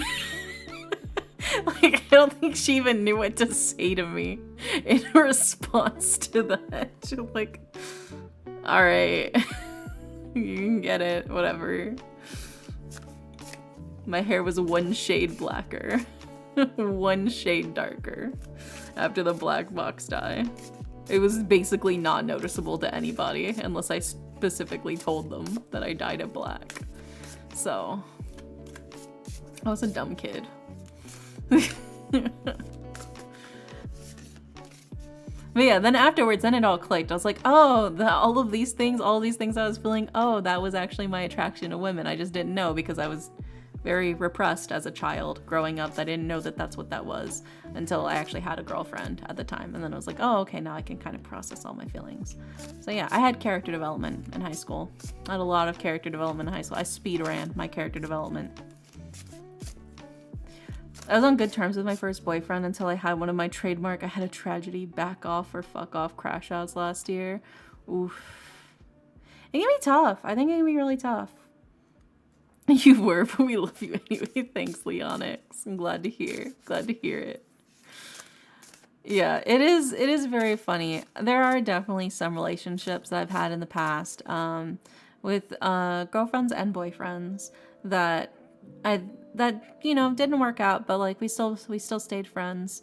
And then there are some where I'm like, I'm not touching that with a 10-foot pole anymore. I don't want to be friends with you anymore. Holy shit. But it's crazy. But I feel like all of that's kind of given me a lot of my experience for helping, you know, relay all of my own personal dumbass love life situations for you guys to help you. I will use all of my experience for good, you know. I'll use my powers for good rather than for evil. I've lived a very adventurous life, to say the least.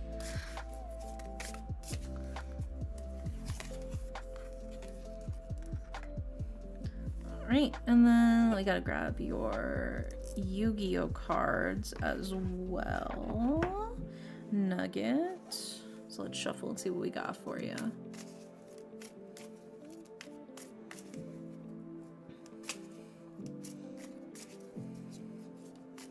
It was actually very funny. There was one person that I actually dated over the summer because we had like met at like the summer like thing before we went to the school. They had like a summer sort of like 2-week stay at like because it was like a dorm room and stuff. So they had like a summer program before the actual semester started, and I met them. And at the time, they were a girl at the time, right? And so we dated for a couple of months before the actual school thing actually started. And then after like the school year ended, they came out and transitioned as a guy, and I was like, yeah, that's cool, man. But it was very funny that I dated them before they transitioned, and I think I also dated them after they transitioned for a little bit. I think we only dated for like 2 weeks after they transitioned, but it was still just very funny to be like, yeah, I was there before and after. The power.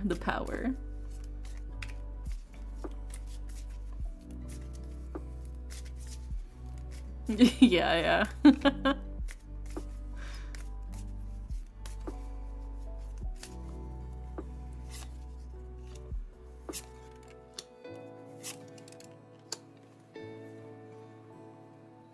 Okay, we got all of the cards, finally. I've been slacking a little bit. Oops. Oh, okay. Let's put these up on the screen for you. We're at Nugget, right? Yes, we are at Nugget. So let's put these up on the screen, starting with... There we go. And then we've got...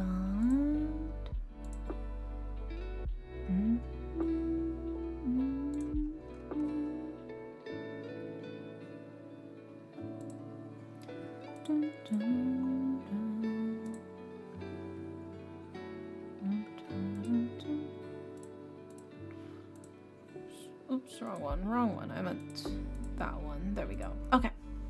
All right, we got all of the cards for you, Nugget, for your what the cards feel like you need to hear kind of reading. So, in order of left to right, we have the Two of Cups, we have the Queen of Swords, and we have the reverse High Priestess, right? We followed up with your Oracle card, which is Cauldron. And then we followed up with your Yu-Gi-Oh cards, which are Banisher of the Light, Despair from the Dark, and Contract with the Abyss. So, lots of heavy vibes which I feel like I kind of know why you got the heavy vibes, but yeah, lots of heavy vibes in this.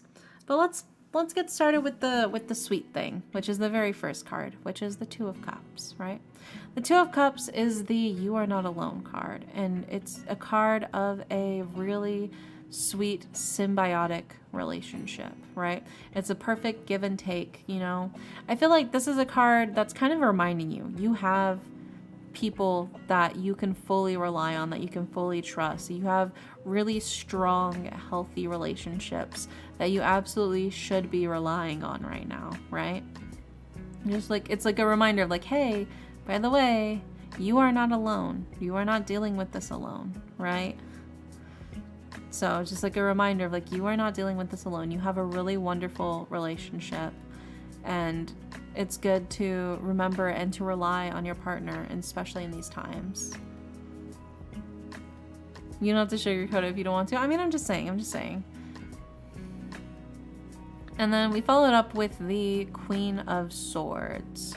And the Queen of Swords is somebody who looks cold on the outside, but it's really just because they're on their guard. And it does feel very much like you are on your guard right now. You are very on edge. You know, in the sense of like somebody who's sleeping next to their sword. They're trying to keep themselves feeling safe. They're trying to, you know, not get hurt. And sometimes that can come across as seeming cold and disinterested, but this is just a way of protecting yourself as well, right? Somebody who may look on the outside like they're cold and disinterested does not necessarily mean that they actually are. People process a lot of things in a lot of different ways.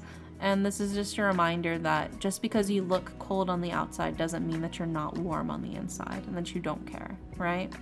It's just that reminder, you know. Also, hi, Vivi. Welcome in. How are you? Because, I mean, you can see that a lot of the time as well with people who are at funerals, for instance, who don't cry at the funerals. People go, oh my gosh, they must not have cared because they didn't even cry at the funeral, right? But it still hurts. I don't think crying or visible expressions of pain are necessarily something that you have to show that things hurt. Because for me, I remember when I went to my little brother's funeral, I didn't actually cry at his funeral. I was kind of just out of it, honestly. I think I still hadn't fully come to terms with everything, even though it was like a month afterwards when I first got the news about everything, right? It was very much because it was like a wake. I say funeral, it was basically like a wake. It was like a memorial kind of thing. It was very surreal, and I felt like my brain still hadn't even processed it at all. It felt like this isn't real life. Like my brain kind of refusing to admit it. And it's not that I didn't care, because obviously I cared a lot. I still care. It still hurts. But I think at that moment, if you hadn't known what was going on in my mind, I think it probably would have looked like I didn't care. It probably would have looked like I wasn't that interested, or like I was, you know, not caring that much. But it took several months before I finally kind of like broke down and just started crying. And I think that is like a key thing, is people on the outside aren't going to necessarily know what's going on inside of you. Everybody processes their grief and their fear and all of these negative emotions on their own time, at their own pace, in their own way, right? And so I think it is just a reminder that you are not broken, right? You're not doing it wrong when you grieve, right? Unless you are like physically hurting other people, then you're doing it wrong. But like just the actual processing of your emotions, you're not doing that wrong, right? You just gotta let it happen how it happens. Your brain and your body are different from everybody else's. You just gotta come to terms with it your own way, and however works best for you, right? There's nothing wrong with you. And that's just it's just a reminder of that, right? That's what the Queen of Swords is all about. And then we followed up with the reverse High Priestess card. And while the High Priestess is normally a card of like trusting your intuition, trusting your gut and your instinct, in its reverse, it is like this sort of like unwillingness to sort of understand something or to come to full terms with it.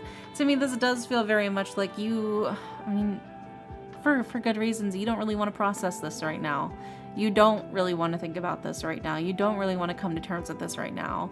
And that's also okay to just kind of put it off for now, to, you know, put it on the back burner, try to get yourself into a safe spot, feel like things are, you know, just focus on what you can do for yourself, and you can always come back to it later, you know, just be like, I'm just going to try and focus on what I can do, what I can manage, and let things happen as they happen, right? But I think it is just a matter of you gotta trust your body, and you gotta trust your mind to know what your own needs are and what your own limits are as well, right? And that sort of brings us a little bit to your oracle card, which is Cauldron, which is a card of creation and opportunity and also caring, right? You can imagine like the bubbling cauldron slowly simmering. It takes time, it takes effort to slowly sit there and stir the pot and get all the bubbles going. Let things simmer, you know, let everything kind of just sit and simmer. It's not going to happen all at once, just bit by bit. Add your seasoning to taste, if you will, whatever that might be for you. But I think you just got to focus on what you can physically do, right? Can you know, maybe add in a little bit of oregano? Oh, maybe you can top it up with a little bit more water. Maybe you want to add in some more chicken stock, or you want to add in some carrots or whatever. The case here is, what can you do to just sort of focus on making the brew, the bubbling cauldron, as good as you can? What if all I taste is salt? Well, then you probably added way too much salt. And if that's the case, you would really just have to dilute it. So I would probably recommend taking out about half of it, if not more, and then adding in water to replace all of that, and other vegetables and other things. You're basically wanting to dilute the mixture if it's way too salty, you know? That's what I was saying. Some people say, oh, put in a potato, the potato will absorb the salt. The potato is only just basically getting seasoned by it. If you really, really oversalted something, there's basically no real saving it except for just like hella diluting it. Yeah.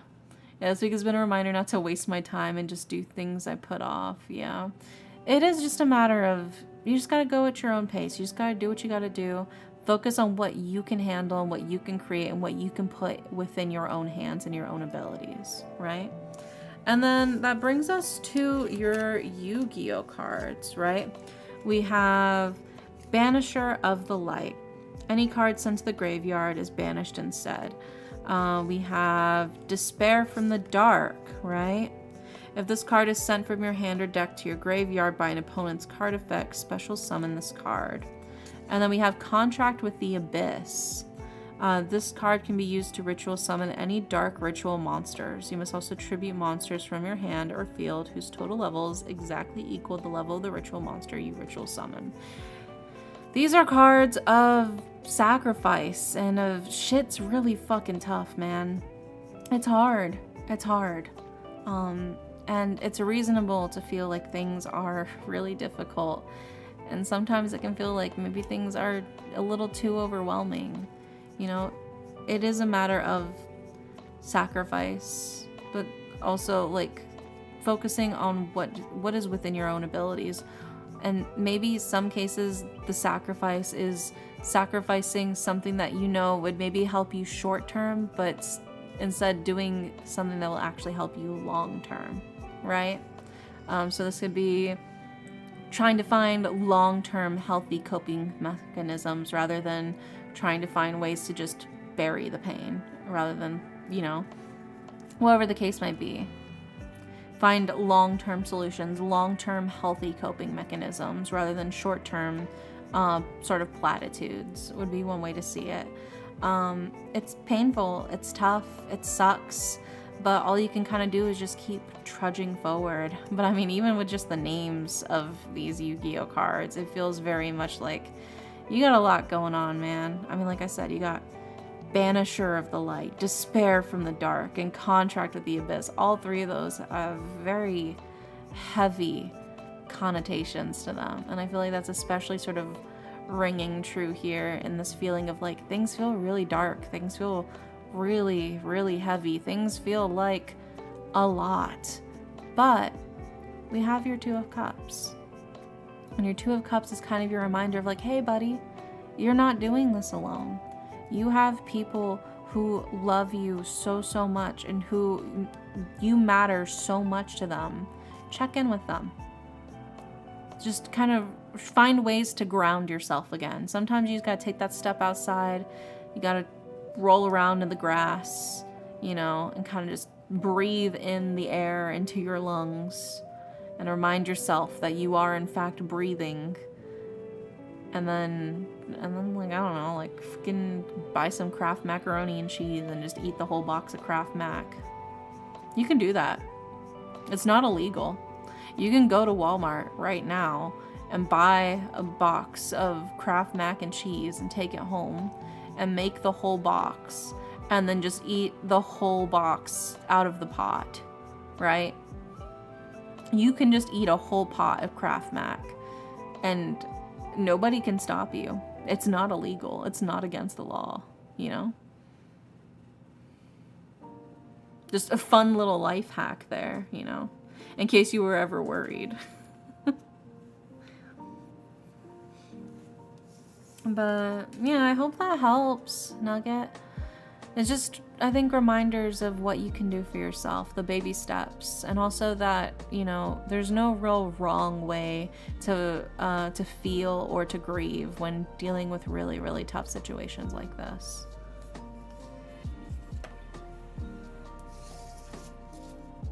What you're feeling right now isn't wrong. It's just your own personal way with dealing with everything. But yeah, I hope that helps. Next up, we've got Star. And Star wants a love reading. Let's do it, let's do it.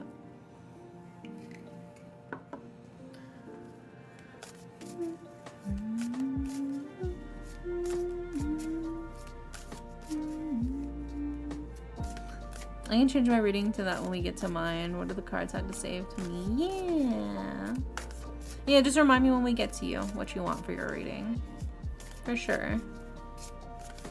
Yeah, it's time for me to sort of feel like it's moving again, albeit at the pace of a ketamine-injected snail. Yeah, just bit by bit. Every little bit you make is progress at the end of the day. Slow and steady. Even if it feels like it's a crawl, as long as you're still moving.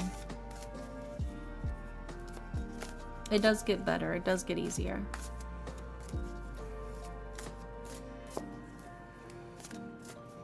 There's a reason why there's the saying, time heals all wounds.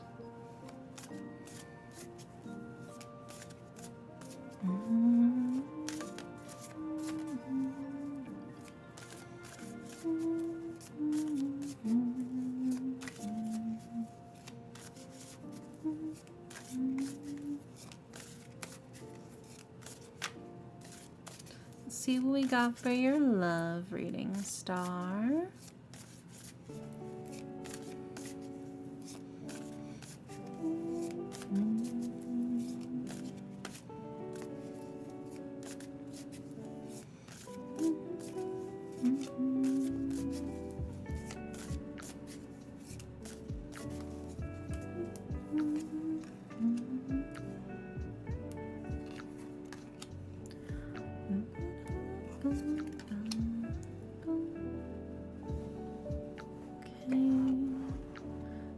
Grab your oracle card.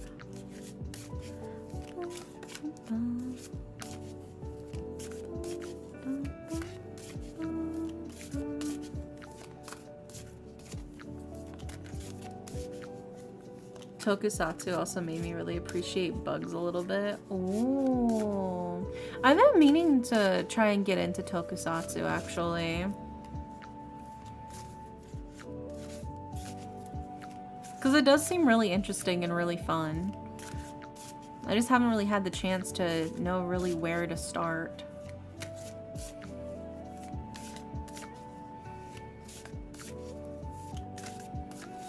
But it has been something I've been interested in. I can give recommendations later. Yeah, I would be interested.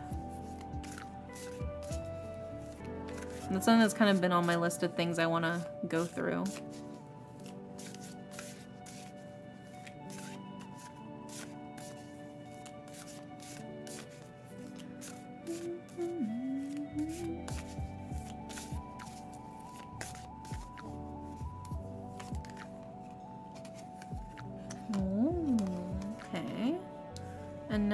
Let's grab your Yu-Gi-Oh card.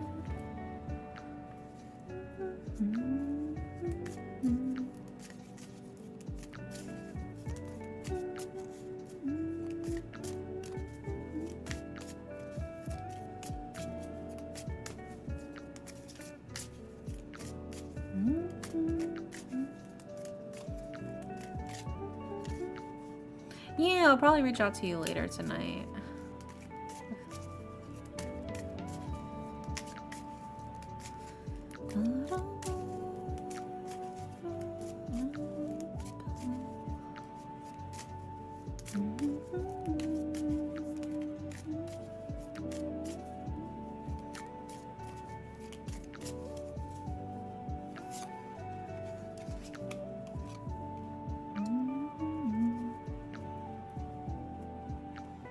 Okay, we've got all of the cards for you, Star, for your love reading. So let's go ahead and put them up on the screen, starting with...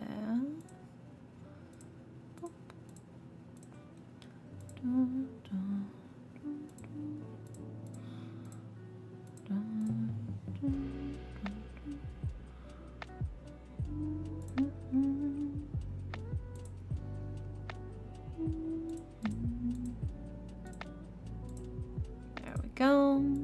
Okay. We've got all of the cards for you. So in order of left to right, Star, for your love reading, we have the Ace of Cups, we have the Reverse Fool, and we have the Reverse Nine of Coins. And then for your Oracle card, we have Chamomile, like chamomile tea. And then for your Yu-Gi-Oh card, we have Brain Control. Which let me pull up the card details for.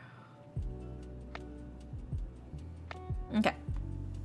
So, let's go ahead and start breaking this down for you, starting with the Ace of Cups, right? So, the Ace of Cups is a card of abundance. It is a card of love, fertility, productivity, and the start of great love, right? So right off the bat, for a love reading, this is a good card. It feels like you've got a lot of love. You got a lot of love going on. You got a lot of love surrounding you right now. And that's good. It does feel like you have a really strong love. But but we follow it up with the Reverse Fool and the Reverse Nine of Coins. Specifically with the Reverse Fool, there is this feeling of like somebody who's almost being sort of like thoughtless or reckless or almost willfully ignorant, right? Rather than somebody who's new and doesn't have that much experience but excited to see what the world takes. And it feels like you're almost trying to shut your eyes. You don't want to see. You don't want to see what's happening a little bit here. It is like kind of being thoughtless, kind of being a little bit foolish here, right? Hence the Fool. And then that sort of leads us into the Reverse Nine of Coins, which is also sort of an interesting card to get here as well, because while the Nine of Coins is like a card of like taking your time to enjoy things for you, you know, finding wisdom where your own interests are, the solitary enjoyment of the good things. In its reverse, it's kind of like use caution not to stretch yourself too thin, not to overexert yourself and try to push yourself to the full extremes. To me, this feels like you are trying to reach and reach and reach to do so many things, especially in terms of love, that it's kind of exhausting you, and you're trying to tell yourself that it's fine because, well, but I'm surrounded by love. I wanna feel even more love. But brother, you can't keep this up. You got in the way it's kind of saying, it's like you got, like, imagine it's like, what's the best way I can phrase this? What's the best way I can explain this? It's like you're at an orgy, right? And everybody else around you is like waiting and like lined up, and your dick can only go so far, right? Your dick only has so much mileage it can handle, right? Even if you want to keep fucking, your dick is gonna time out. It's gonna be like, brother, I can't. You gotta stop. You gotta time me out, man. Coach, you gotta swap me out. You gotta pull me out of there, coach. I'm done. I'm tired. I don't want to dig these holes no more, right? That, but with love, right? Also, it's midnight for me. Yeah, good night, nuggets. Sweet dreams, sweet dreams. I hope you sleep well. But yeah, so for me, Star, this reads very much like the cards are like, you are so fucking tired, but you were almost willfully trying to say, no, it's fine. I can keep going. I can keep pushing. I can keep moving along. Just let me keep playing, coach. But like, brother, you're gonna tear your fucking tendon, and then you're gonna be out for the count forever, right? You're gonna lose your career trying to push yourself too far, right? If you ever find yourself in a hole, stop digging. Yeah. Any extra slots? Right now, we don't have any raffle slots at the moment, but if you stick around, you never know. You never know. They tend to appear at random times. So then that brings us, Star, to your oracle card, which is chamomile, right? Which is gentleness, relaxation, and sleep. You just gotta calm things down. I don't think you need to be rushing as hard or as fast or as crazy in your love life. Like, chill out. You gotta relax. Take it easy. Do some simple stuff. It's okay. You don't need to be, in the orgy metaphor that I'm using, you don't need to be fucking them, right? You can kiss, you can cuddle, you can give your dick a break. It is so tired.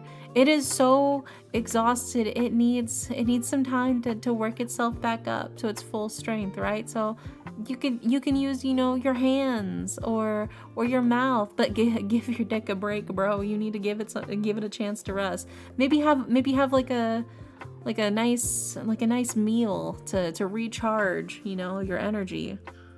In terms of this, I'm not saying that you are having orgies. I'm just using the orgy as a metaphor for for love. God, that's so stupid. Oh. Should I come back later? No, don't worry about it. It's fine. It's fine. We're moving on. Anyways, so it does feel like you're just overexerting yourself. This is so funny, and I so far understand. I'm glad you understand what I'm trying to say, right? It is really hard for me to think of how to explain it otherwise. What is an orgy if not an act of love? You gotta get all my context later. But like, the whole point is you gotta give yourself a break. You gotta give yourself a breather. You gotta do smaller stuff. It feels like you are spreading yourself too far out, too thin. And you just gotta relax, let go of the control of the reins, let things happen in other ways, right? Is chat fixed now? I hope so. I hope it's fixed. Was it broken? But yeah, and so that sort of brings us to your Yu-Gi-Oh card, which is brain control, right? Brain control. Pay 800 LP and then target one face-up monster your opponent controls that can be normal, summon, and set, and take control of that target until the end phase. Also, Bobby, welcome in, welcome in. How are you guys? How's it going? How was your stream? You were just chatting? You were just chatting? Yeah, welcome in. We're doing tarot readings for chat right now. Got an alert message that chat was disabled. Oh, weird. Was it because of what I was saying? Maybe you could hear what I was talking about on the YouTube side. Maybe now that I moved on, it's working now. I don't know. I didn't disable it. It wasn't me. I hope it's fixed now. That's crazy.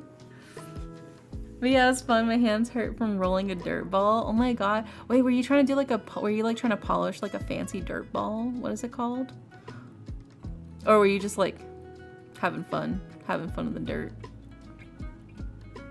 Yeah, I don't know, Jacob. That's weird. That is weird. Very strange. Dorodango? Oh my gosh. Let me see. If it's what I think it is. Yeah, the polished dirt ball. Yeah. I forgot what it was called. Oh my god, you were polishing your dirt ball. I'm very proud of you. It was very beautiful. Fine art. Was it satisfying? Did you get it really shiny? But yeah, welcome in. Yeah, we're doing tarot readings for chat. We're doing a love reading right now for Star. Honestly, the concept of brain control related to love makes me anxious. Well, for me, I'm sort of interpreting the brain control more as like, this is your chance to, I think, let somebody else take over.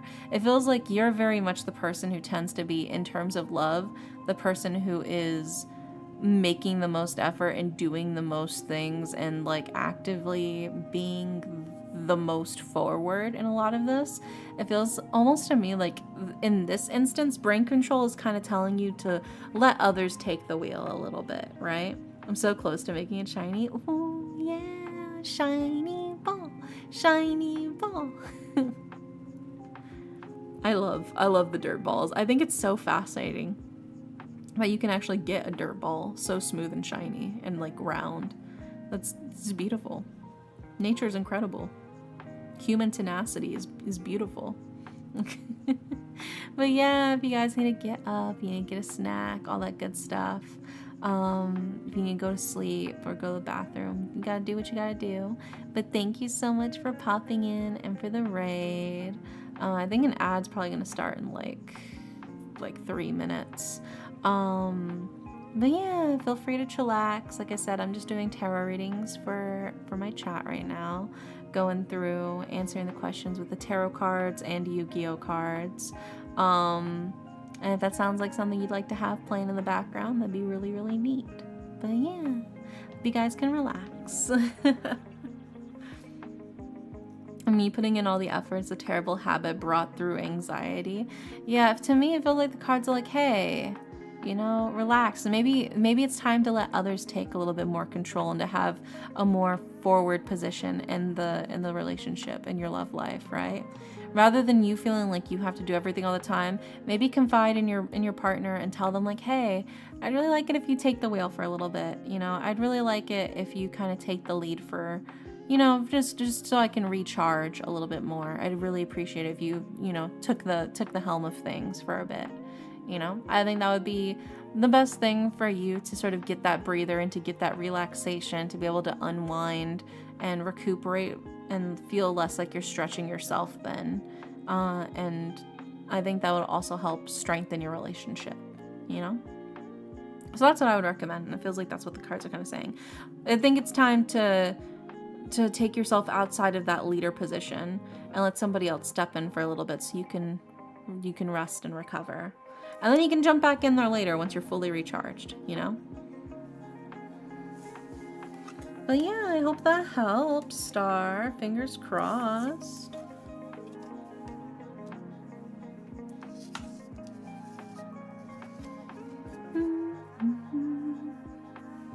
Next up, we have... Dun, dun.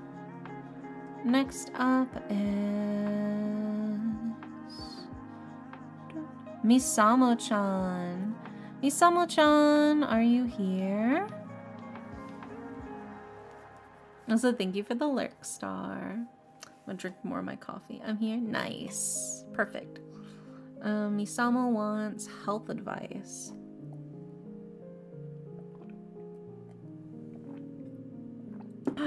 Let's see what we got.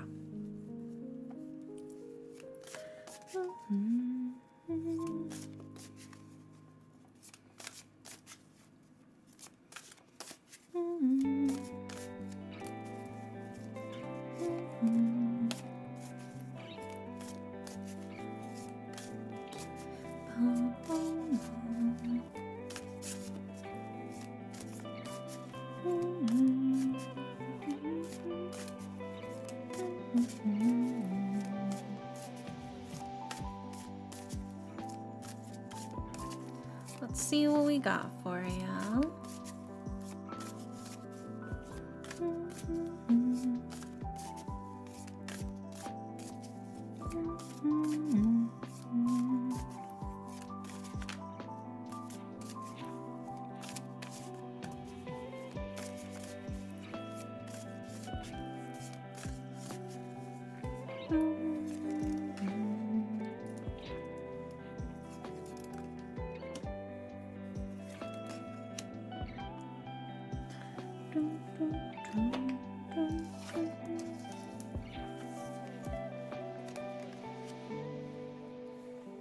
And then let's grab the oracle card.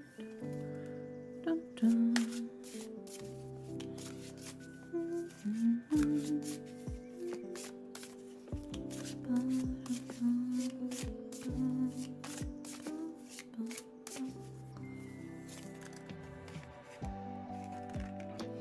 And then let's grab the Yu-Gi-Oh card.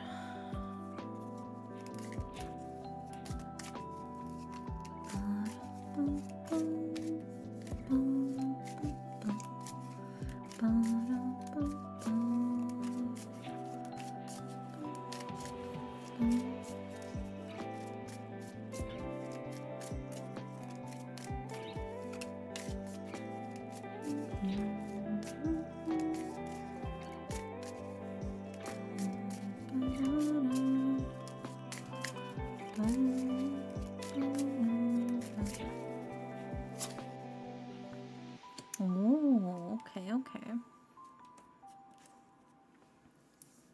Let's put these up on the screen, starting with... Dun, dun, dun.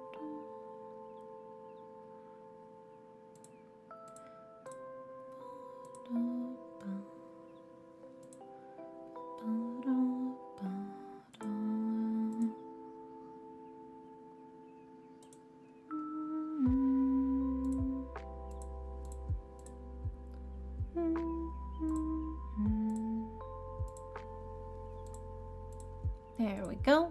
All right. We've got all of the cards. We still got ad break though, so we'll wait for Misamo to come back from the ad, so I will finish my coffee.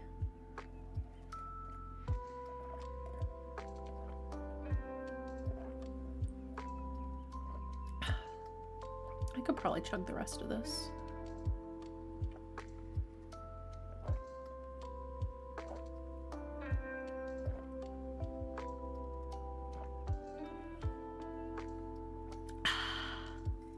Hell yeah.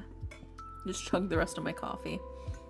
All good now? Hell yeah. Welcome back, Misamo. We got all of your cards for you. And I finished my coffee. It was cold at the end. I procrastinated a little bit on drinking that. Whoopsie poopsie, but... Yeah, of course. So, for your health reading, your health advice reading, Misamo, in order of left to right, we have the Four of Wands, we have the Five of Cups, and we have the Two of Cups. And then for your Oracle card, we have Mushroom. And then for your Yu-Gi-Oh card, we have Weather Report. So we'll go ahead and start breaking this down for you, starting with the Four of Wands. The Four of Wands is a card of stability, warmth, and harmony. It's also a card of like kind of getting everything in order. It's like getting all your ducks in a row a little bit, right? Really taking the time to set yourself up to have everything organized as needed, right? And in terms of health, this can be just like focusing on what you can do to live a healthier life, right? This could be making sure that you're taking all of your medication on time, making sure that you're eating properly, making sure you're going on your little mental health walks for your mental health and getting some fresh air, getting some sunlight, touching grass, whatever the case might be, right? Doing what you can for yourself to set yourself up for success in terms of health, right? And then also following that up with the Five of Cups, which is sort of like this reassurance from the cards to you of like, you can handle this. Like, you can take care of yourself. You are strong enough and you are capable enough to know how to take care of yourself and your body, right? So it's very much the cards like, I know that things can feel daunting, especially when it comes to health, right? It can feel very daunting to feel like, oh, there's so much stuff I probably have to do. Will I even be able to do it all? The Five of Cups is kind of here to reassure you of like, if you do your best and you stay focused and you stay on top of things, especially if with that Four of Wands, you really focus on getting all of your ducks in a row for trying to take care of your health. It makes it a lot easier for that Five of Cups to sort of reassure you of you can handle actually following through and doing those things to help your health situation, right? We also follow it up with the Two of Cups, which is kind of interesting because the Two of Cups is a card that's usually about like relationships and like symbiosis and like things working together in harmony. To me, this kind of feels like this could be a plan of trying to get everything working together through multiple different treatments, right? It feels like there is a symbiosis in certain treatments and certain things you do, right? Because like to put it in like simpler terms, not necessarily saying that this is the health thing necessarily, but like if you want to be healthy, you have to eat well and you have to work out, right?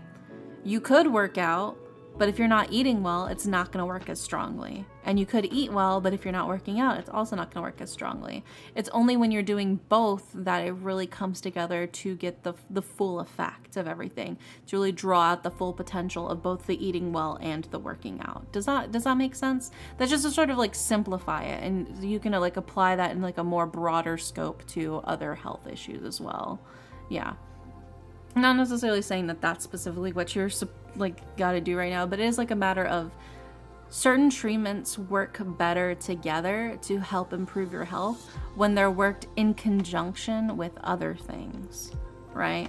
So like I said, it's the eating healthy, good, yes, absolutely, but it works better when you eat healthy when you're also working out. And same thing of like, if you're trying to work out, you need to eat healthy because your body needs that nutrition in order to work out, right? So it is that same thing here.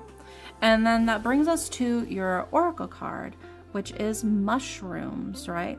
Which is recycling, but also breaking down problems. I think that's sort of like understanding the core root of what needs to be addressed, especially in terms of health issues. What is it that you need to take care of, and what is it that you need to do, right? Is it that you need to have a more stringent routine? Is it that you need to follow a very strict nutrition plan? Is it that you need to follow doing this or that sort of specific treatment, right? Whatever the case is, the mushroom card is about breaking the problems down to help fully understand what the core root is that you need to focus on in order to address, in order to help improve your health, right? So it is very much a matter of really trying to get to the root of the issue, right? We, rather than kind of just managing symptoms, you're trying to treat the actual problem itself. And then that brings us to your Yu-Gi-Oh card, which is Weather Report, right? Destroy all opponents' face-up Sword of Revealing Light on the field. If Sword of Revealing Light is destroyed, you can perform your battle phase twice this turn or your next turn if activated during the opponent's turn.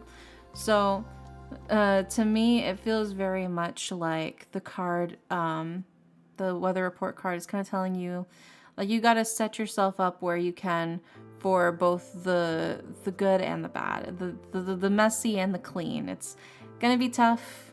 There's gonna be a lot going on, but you're trying to set things up for in the future, right? You're focusing on future effects, future things that can be done, right? Because it's a matter of if you destroy those Sword of Revealing Light, right? You need the opponent to play Sword of Revealing Light in order for you to destroy that, right? So you have to sort of think ahead. You have to really think about what the future entails and what your goals are in terms of the actual future, for sure. I think that's the best bet, is understanding that as well. Will help you get a good grasp of those things that you really want to conquer and breaking down those smaller problems and conquering and setting up that game plan, right? In terms of helping your health. But yeah, I hope that helps. I've been tempted to try that mushroom coffee too for health. I've seen that. I'm so scared that it sounds like it might taste gross. It sounds kind of yucky, mushroom coffee. Cause like I do love mushrooms and I do love coffee, but that sounds gross as fuck, dude. I don't think I want to drink that. I think I'd rather just be healthy in different ways than the mushroom coffee. But if you want to try mushroom coffee, I mean, you could go for it. That's just not my cup of tea. Pardon the pun. But yeah, I hope that helps me, Samo. Sometimes you just gotta focus on the things that you can do for future you, right? And the treatment methods that work best in conjunction with other treatment methods, right? Some things are going to be a lot more effective when they're paired up with other actions that you can do, you know? Yeah, I hope that helps me, Samo. Next up, we've got Twin Finny. Twin Finny, are you still here?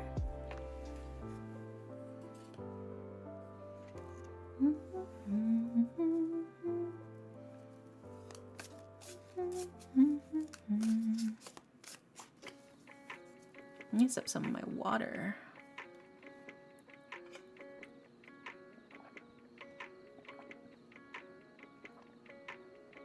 Hi, Twin. All right, and Twin says that you want a family reading. Okay. Let's see what we got for you then, for your family reading. And then let's see who else is in queue. So we're doing Twin right now. And then after Twin is Bean Butler. And then after Bean Butler is Leonix. And after Leonix is Set. And then I think we'll be all caught up, yeah? I think so. Yeah. Oh, my yapping didn't get too in the way, it looks like. I did over yap a little bit though, but we'll see. You know how I get when I start talking.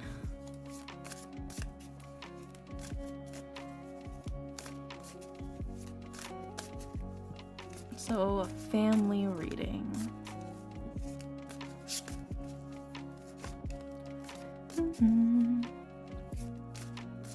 Yeah, we're catching up on the queue.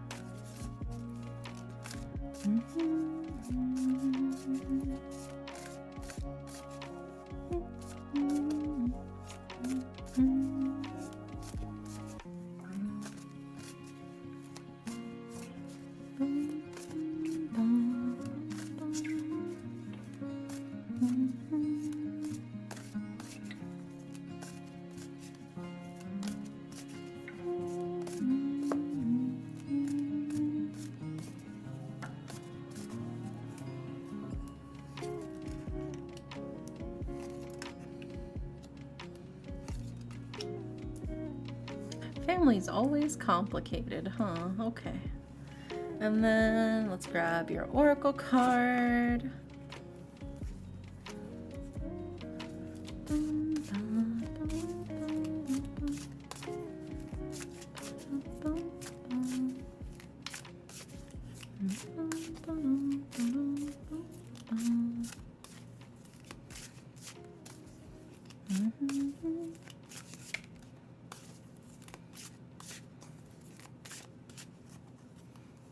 Also, hi, Sammy. Forgot to ask, how was your day, everyone? My day's been pretty good. It's been chill.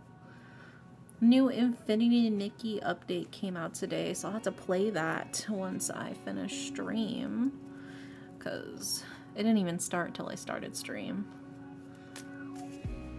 Also, hi, Cryo. Welcome in. How are you? Yeah, I gotta play the new Infinity Nikki update. I also need to repaint my nails. I gotta trim them. They're getting really long. My nails grow so fucking fast, dude. I gotta think about what color I want to paint them. I'm thinking maybe purple. They're currently like gold. I like to switch it up. I'm kind of torn between either purple or green. I'm not sure.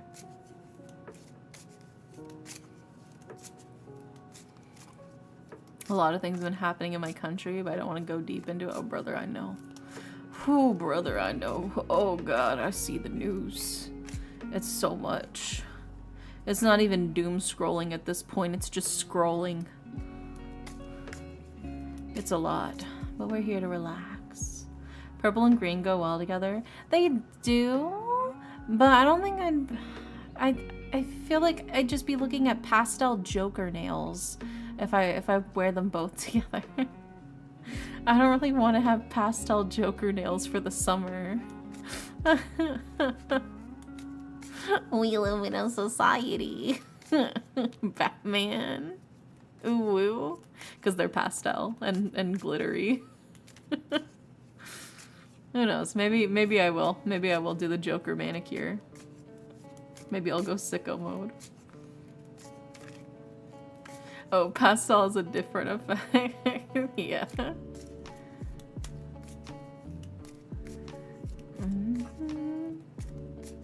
Yeah, it's been a lot, Sammy. Honestly, I'm just here to decompress from the world. So I don't talk about it too much on stream because it's like I'm here to escape from all of the shit that's been happening outside. But you're right, yeah. The overreach of our government overstepping our ability to protest, which is our First Amendment right as a country, the attacking of the press and spreading of it's so much, man. It's so tiring. I don't even really want to think about it. I'm like, at least not right now. We're just gonna play my silly hee tarot cards. Also, hi Wand Herring, welcome in. You know what, maybe for you, Cryo, I will paint my nails blue and green, or not blue and green, purple and green, but my pastel purple and green. Ooh-woo-ified Joker. Also, hi CJ, welcome in. How are you? Yeah, I feel you, Sammy. I do, for sure. It is a lot. It's so much.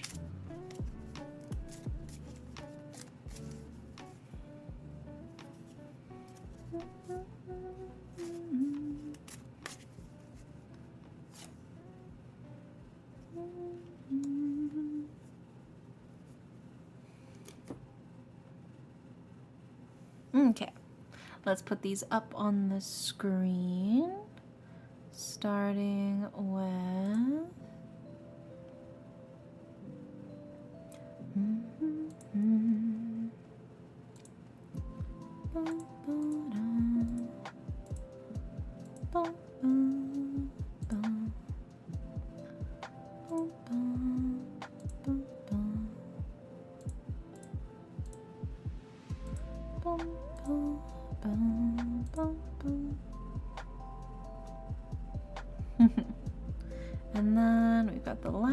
card, which is...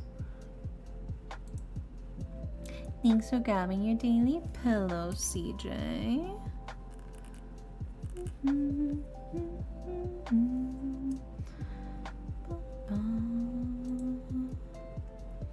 Yu-Gi-Oh card? Yeah. You get a Yu-Gi-Oh card with your reading as well. Yeah. So we have a special offer, right? For 100 biddies, you get a free Yu-Gi-Oh card added to your tarot reading, right? And earlier during stream, Nugget came in and basically paid for every reading today to get a free Yu-Gi-Oh card with their reading. So that's why you get a free Yu-Gi-Oh card. But normally it's 100 biddies to add the Yu-Gi-Oh card, the premium upgrade to your to your tarot reading. The tarot reading itself is free, but that Yu-Gi-Oh card costs extra, baby. I'm so excited for FNAF Secret of the Mimic. Oh, that's pretty neat. I know they were making more FNAF stuff. Are they making the new movie? Are they coming up with a sequel to the FNAF movie? I actually did like the FNAF movie. That's the only FNAF content I've ever consumed. How does that make you feel? The only FNAF content I've ever consumed is the FNAF movie. FNAF 2 Electric Boogaloo. Okay. I think I got it for free last time my cards got read. I got the koala. Yeah. The big koala. He's my favorite fella. I love him. He's just a guy. Enhanced reading via Yu-Gi-Oh! What about Pokemon? I would, but I don't have any Pokemon cards. But it is something I'm thinking about for potential expansion, you know, the premium plus option, if you will. But I need Pokemon cards first if I'm gonna do that. About to ship there, eh? Oh shit. 19 packs. Oh my god, Pokemon opening on stream. Nah, it's a bad time to buy you Pokemon cards right now, dude. The scalper economy in the Pokemon section of like TCG is just not a good time. FNAF movie was actually decent. I like some of the character writing. Honestly, the main reason why I like the FNAF movie is because it's got Josh Hutcherson in it. Oh my god, dude. Josh Hutcherson was like one of the first like actors I ever had a crush on as a kid, dude. I loved like all of the shit he was in when I was younger, when I was baby Dere. And I watched Journey to the Center of the Earth, and I watched The Hunger Games and shit, and I was like, he twirls hair. And now he's in FNAF and he's older now too, and I'm like, twirls hair. Yeah, he was one of the main selling points to me for watching the movie. I'm not even gonna fucking joke with you. It's just Josh Hutcherson. Cue the whistle meme, yeah. I don't know if that caught. I have a hard time. I've been practicing. I had to learn how to whistle. I had to teach myself. That was pretty good. I'm proud of that one. I think that one turned out good. Yeah, let me try again. Yeah. I'm very proud of that. You can applaud me. You can tell me I did a good job whistling now. It's pretty good. Thank you. Yeah, I literally could not whistle as a kid. I didn't even like know how to whistle until like 5 years ago. So I'm very still baby at it. It's hard. But also I have like a gap between like my two front teeth. I have a little bit of a gap, which I think also sort of affects my whistling abilities a little bit, because you know the airflow is a little different. But yeah, I've been practicing. I try and practice my whistling abilities so I don't lose it after I finally gained it. I finally unlocked the whistling DLC in my life. Okay, so we got all of the cards for you, twin, for your family reading. So in order of left to right, we've got the Devil, we've got the reverse Ace of Wands, and we have the Queen of Cups. And then for your Oracle card, we have Hedge. And then for your Yu-Gi-Oh card, we have the Winged Dragon of Ra. So let's go ahead and start breaking this down for you. Starting with the Devil, right? So there is this whole feeling of, like, right off the bat with the Devil is very, very playful, very flirty, very fun. It's also usually a card about like physical pleasures, but it's also like a card of like, be careful because too much of a good thing can be bad, right? You can see here, the plant is actually deadly nightshade. It's belladonna, right? And a little bit of belladonna used to be taken back in the day by women to make their eyes look super blown out and wide, make them look like they were like turned on, because that's what they wanted to do. They wanted to look hot and they wanted to look sexy and like they were, you know, ready to get down. But obviously, you take a little too much belladonna, take a little too much nightshade, and then it's no longer as sexy, right? So it's very much like you got to be careful. This is something you handle very much in moderation kind of thing, right? And we also followed up with the reverse Ace of Wands, which is the card of a delayed start. Like, it is still a new beginning. It is still things happening. But it does feel like things are kind of delayed. Things that you were planning to initially have happen are now kind of stalled in place. They're not going along quite as smoothly as maybe you hoped they would. But it's also a card of like, be careful not to abuse goodwill. You know, when people extend their hand out to you, it's also important to recognize the effort that they are putting into extending that hand to you, and to not take too much without giving back, or at least being thankful. I think especially when it comes to family, it can be very easy to kind of underestimate, or I guess kind of like, what's the word? To not fully understand or appreciate, I think, the time and dedication that family can give for a lot of things, right?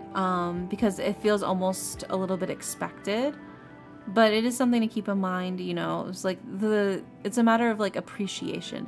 It's a little underappreciated, I think, the time and effort that things can be put into when it's for family, because it's kind of like, well, we're family, obviously we should be doing this, but it's like also like, even if that's the case, you know, even just like a genuine thank you and a genuine appreciation of the time and effort and hard work is something that goes a really long way. Not necessarily saying that you're doing that, but maybe other people in the family are not doing that same level of respect for you, and they're not recognizing the effort that you're putting in for them, the way you're going out of the way for them, right? Could be interpreted that way as well. But it is a matter of like, it does feel like things have been delayed, things are not quite working out as well, and be careful that you don't overextend what you're trying to do for yourself, or recognize, you know, what other people are doing and going out of the way for you. We also followed up as well with the Queen of Cups. And the Queen of Cups is a bit of a visionary, right? Very artistic, very dreamy, very romantic. Somebody who maybe has their head in the clouds a little bit, but they're excited to see what they can bring to the world itself, right?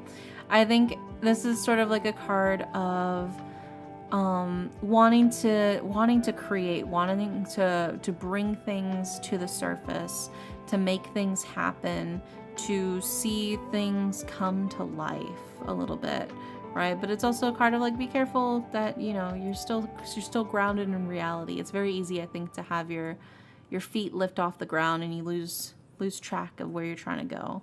And then, speaking of losing track of where you're trying to go, we do have the Hedge card for your Oracle card. Hedges being like the hedge maze, like bushes. which is a card of potential, boundaries, and indecision, right? So it is this feeling of sometimes you got to draw the line on what you're actually capable of, what you're actually able to do, and what you're not able to do. And it is okay to draw that hard line in the sand, you know? Sometimes you just have to say, I can't do that. I can't do that. I know I want to, I know you want me to, but I can't, you know? It sucks to suck, but you can't always get what you want, you know? So in some ways, to me, this feels like one or the other party, especially in terms of family, it feels like is taking a lot of things and maybe not recognizing the time and effort that goes into the other person giving those things. And it feels like it's starting to wear down a little bit. It's starting to feel like maybe you need to put up some boundaries of, hey, I cannot keep doing this for you. I cannot keep doing this over and over for you. It is getting to be a lot more than I thought I could handle, and I don't think I can keep handling this. Like, you gotta chill out with this, right? That's kind of what the cards are saying here. That brings us to your Yu-Gi-Oh card, right? The Winged Dragon of Ra. Spirits sing of a powerful creature that rules over all that is mystic. And to me, in this instance, the Winged Dragon of Ra feels more like this is your chance to set things up for yourself, to put yourself in the lead, right? To make yourself the god of your own situation, right? You are the Winged Dragon of Ra. Do you think the people are asking the Winged Dragon of Ra to do this and this and this and this and this and this for them without giving offerings? Have they been giving you their offerings? Have they been giving you the show of gratitude for all the things you've been doing? Right? You gotta draw the line in the sand. The Winged Dragon of Ra desires proper offerings and proper prayers in order to do what they want, right? You don't just summon the Winged Dragon of Ra to go to the grocery store to pick up like a roll of toilet paper for you and then unsummon him, right? Like, you pull out the Winged Dragon of Ra when you really need something, when you're trying to get some shit done, right? You're not sending the Winged Dragon of Ra to go pick up the kids from, I mean, you could send the Winged Dragon of Ra to pick up the kids from school. But like normally the Winged Dragon of Ra would like at least expect like you to cover the gas money and like, you know, maybe a little something extra, just a proper thank you so much. I really appreciate it, Winged Dragon of Ra.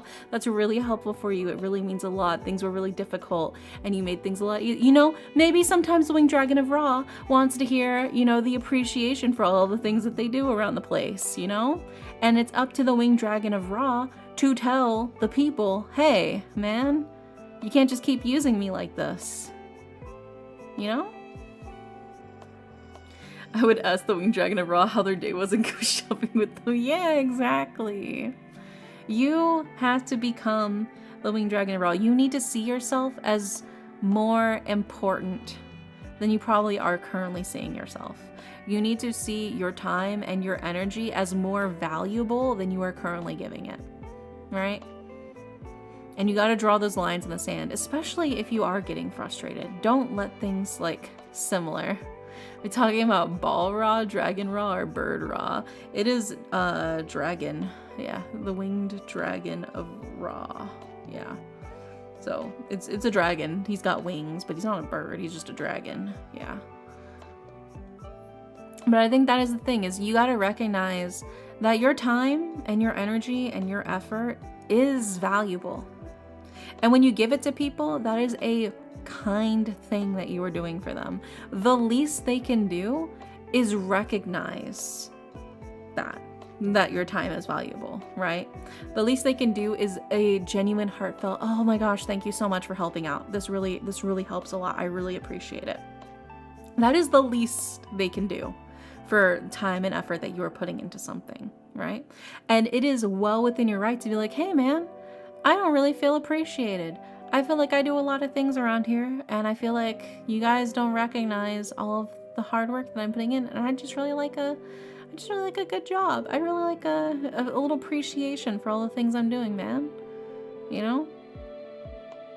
Sometimes you gotta put your foot down and be like, I want to feel like I'm not just your little minion.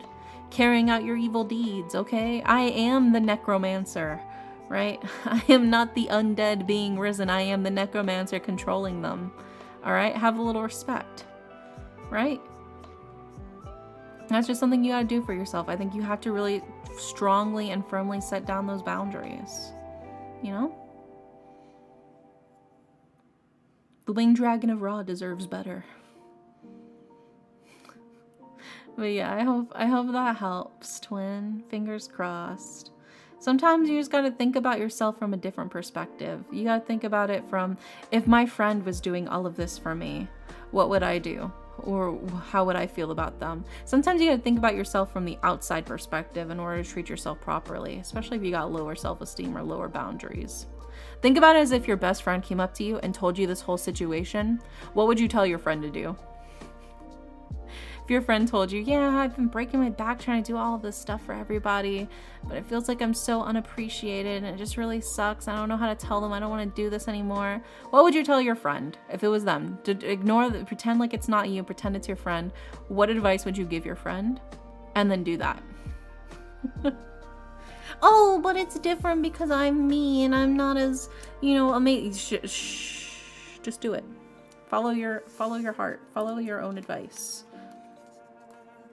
Beat them to a pulp if they don't appreciate you. I mean, maybe not like that's a little, but I mean, maybe, I don't know. I don't know your family.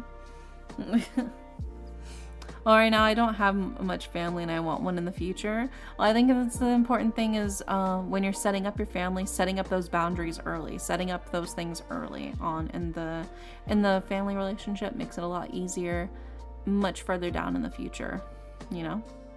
But I believe in you. We all make our own families, for sure. A found family is just as, if not more valuable than the one that you're given assigned at birth, you know? My fingers are crossed for you, twin. I think you just gotta stay strong and true to who you are and your own worth, and that'll help you, I think, develop the family that you want to create.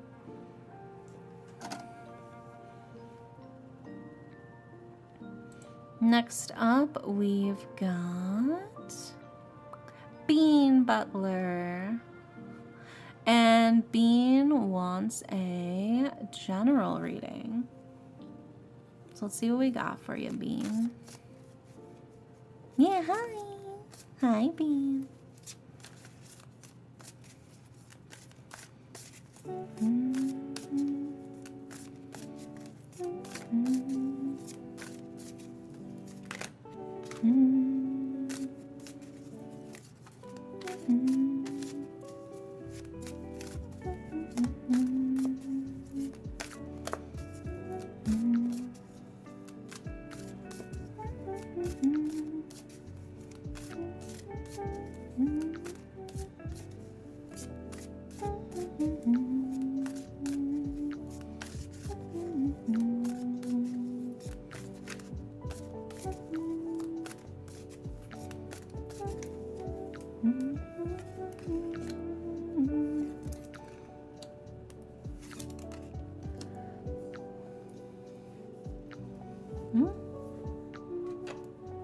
Let's grab your oracle card.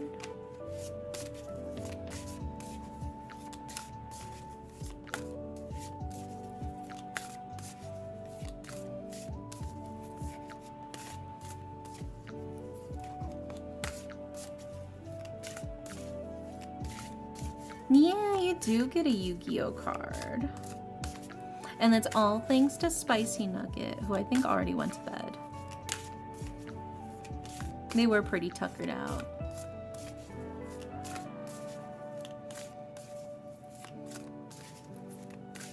Yeah, thanks, Spicy. Yeah. Very thoughtful of them. Now, let's grab your last card.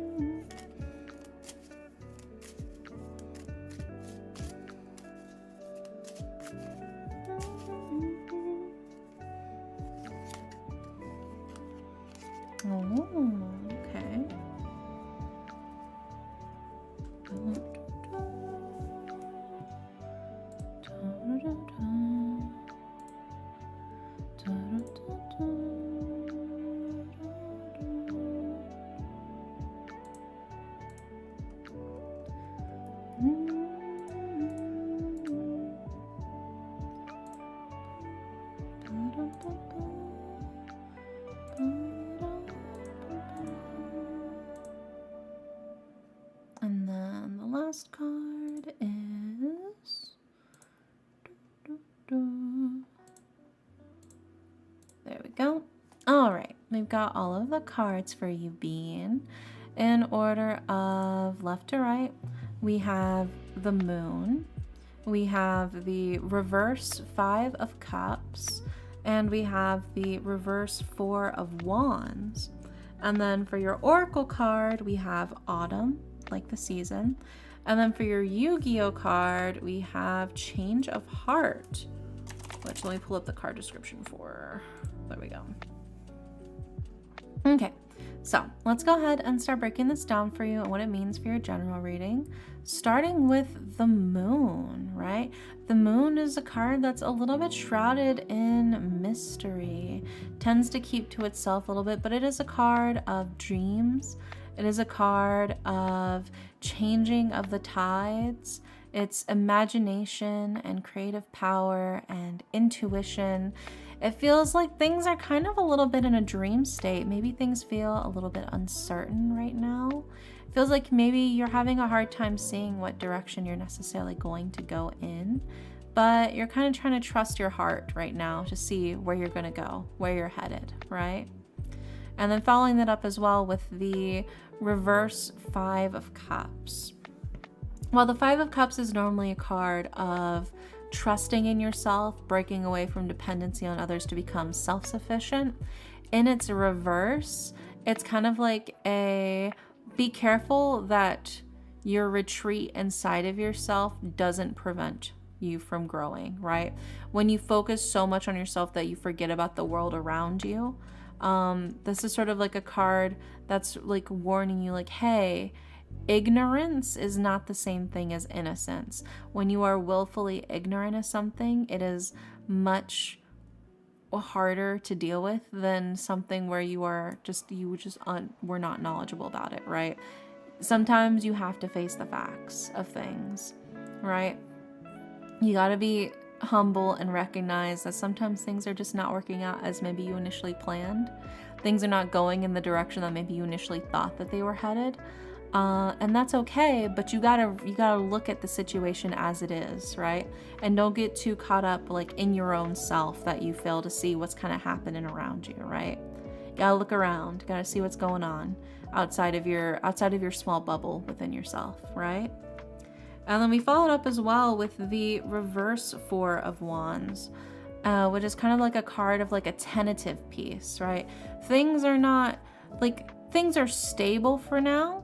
But it does require you to look over things, right?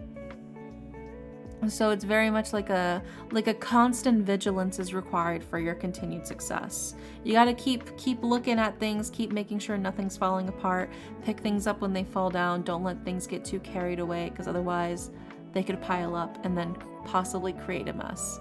Oh my God, I'm Shrek. Yeah, you're Shrek. That's exactly what it is. It's saying you gotta get out of your swamp. You gotta go see the entire kingdom afar, far away if you want to grow as a person. If Shrek never left the swamp, he'd be a completely different person. It would be a drastically different and much shorter movie if Shrek never left the swamp, It's scary to go out into the real world, but you gotta see what's going on around you. You gotta see the world for what it is. You have layers, yes you do. And then that also sort of brings us to your Oracle card, which is Autumn, which is bounty, but it's also balance, right? The fruits of your labor are starting to come in. It feels like things are starting to grow. It's almost time for harvest, right? But harvesting is also some of the hardest work as well. Checking everything, plucking all of the plants, trimming everything, pruning everything. It's a lot of work to harvest, right?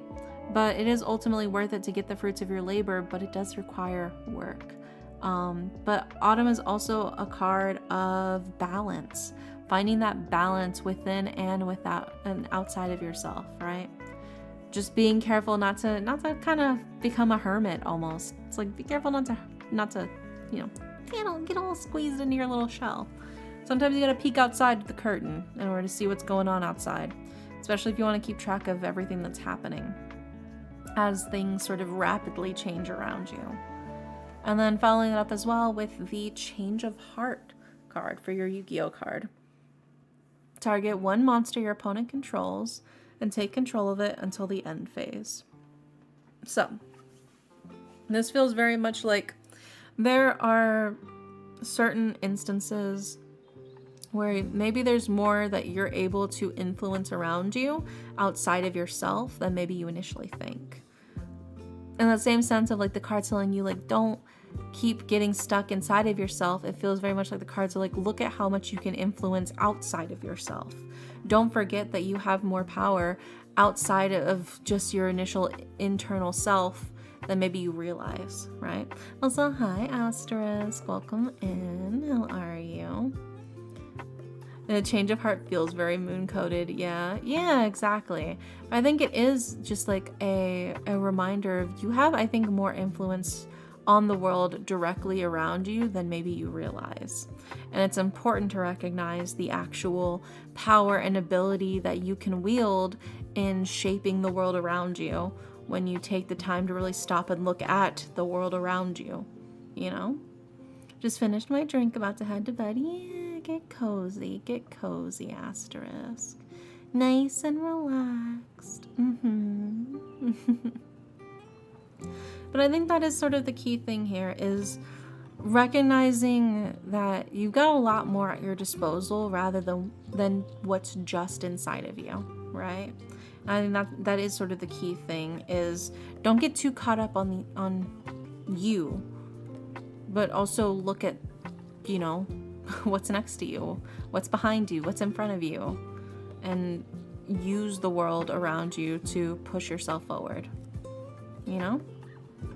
And if you do that, you'll find that you have a lot more options and a lot more things at your disposal than maybe you've initially realized, which will probably make your job a lot easier moving forward, you know?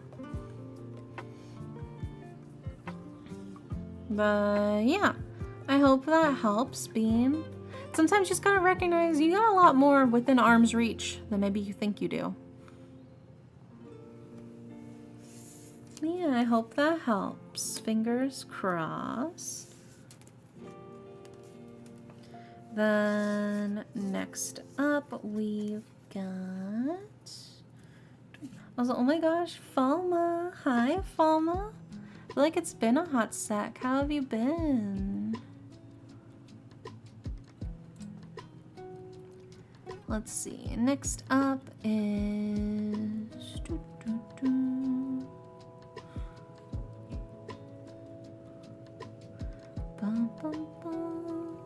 Next up is Leonix. It's me. Yeah, hi, Leonix. You said you wanted to change your reading, right? What did you want to change your reading to, Leonix?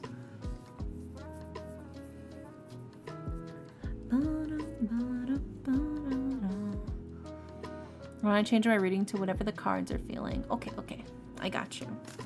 What do the cards feel like they gotta tell Leonix?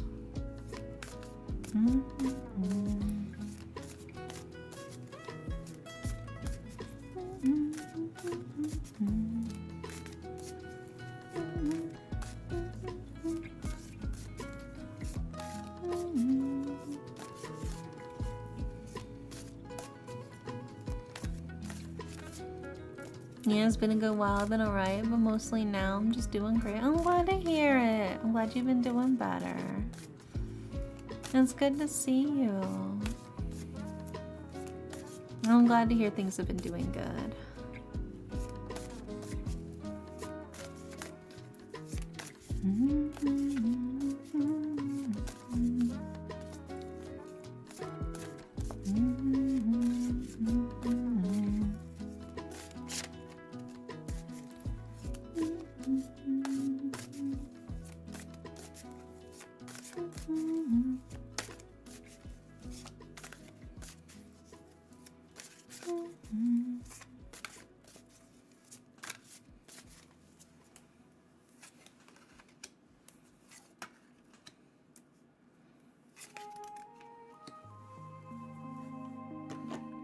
You know, I think I got this one card for you last time, actually. All right, and let's grab your Oracle card.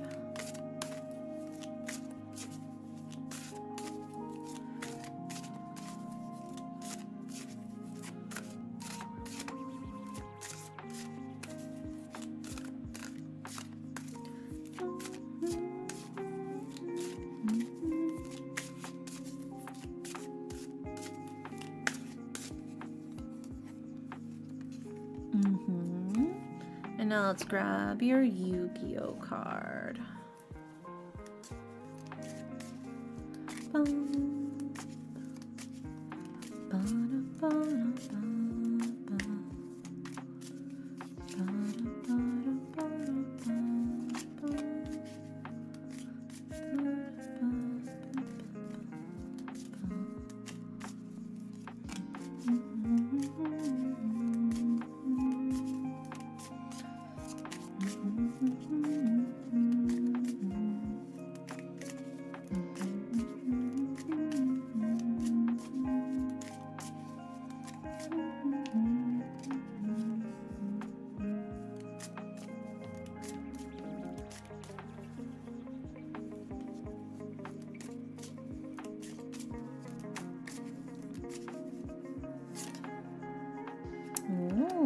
Okay.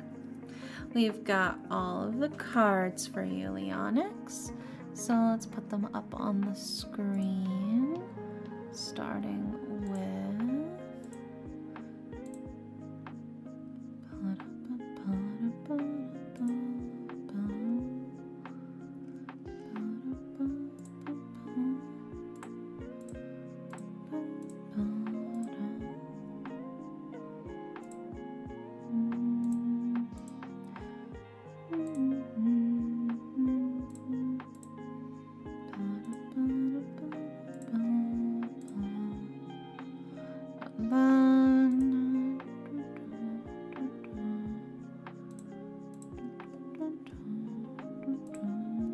there we go. All right. We've got all of the cards for you, Leonix, for your what the cards feel like you need to hear right now reading. So, in order of left to right, we have the 10 of Cups, we have the 5 of Wands, we have the reverse Knight of Coins, and then for your Oracle card, we have Carnelian, and for your Yu-Gi-Oh card, we have Guardian of the Throne Room. So, let's go ahead and start breaking this down for you, starting with the 10 of Cups.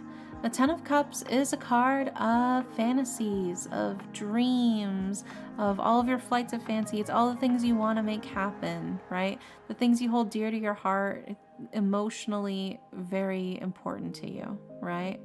It is a card of, you want things to grow. You got daydreams in your head. You got things you're thinking about, right?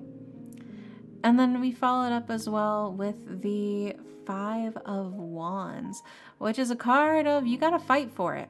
You got to fight for those things you want, right? They're not going to come walking up to your front door and plop them up on your doorstep, right? It takes time, it takes effort, it takes energy. It is competition, it is battle, it is fortune favors the bold, right? You have to take action. You got to do what you got to do for yourself. And it can be scary to put yourself out there, but it's ultimately what you got to do if you want to make shit happen, right? Now that is sort of the key thing here is action, taking action. And that feels especially sort of reiterated with the fact that we also follow that up with the reverse Knight of Coins, which the Knight of Coins is a very honest, very hardworking, very patient individual. But in its reverse, it's kind of somebody who's maybe a little bit static, who's really not moving too much. They're, very even natured, but it does feel like maybe they're a little bit stagnant in actually making things happen. It feels like they're very stuck in place. I feel like you really got to break yourself out of your shell. You really have to break yourself out of there and put yourself into the positions that you want to be in, right? If you want to be under your goth dommy mommy, you got to put yourself physically underneath your goth dommy mommy, right? You can't wait for the goth dommy mommy to stumble across you and then get on top of you. Sometimes you got to get under them. It is what it is. You got to be actionable. Actionable plans, do things if you want to make it happen, right? We followed up with your Oracle card, which is Carnelian, right? Which is a card of energy, leadership, and creativity, right? It's taking that energy and putting it towards the things you want, using that to take leadership, take ownership of the things you want and taking action. It's scary. I know it can be scary, but You can't just wait around for everybody to do the first step for you. Sometimes you have to be direct and take those risks to put yourself out there, right? Until you actually act, you will never know how things are going to go until then. Otherwise, you're just sitting on a whole pile of what ifs, or, oh, I wish they would do this, I wish they would do that. Well, you can do that. You can take the first step. And I think it's important to sometimes just be brave and take that first step, you know? It can be scary for sure, but you gotta move forward. And then that sort of leads us into your Yu-Gi-Oh card, which is Guardian of the Throne Room, a robot guard built to protect throne rooms that is armed with homing missiles. To me, you're protecting the throne, but who is there? Who's on the throne for you to protect? Is there an actual king or queen sitting on the throne for you to protect, or is it an empty throne? What good is a guardian of the throne if there's nobody on it, right? What you're trying to protect, you don't even really have in the first place, I feel like. I've gotten that Yu-Gi-Oh card before. I think you have to, yeah.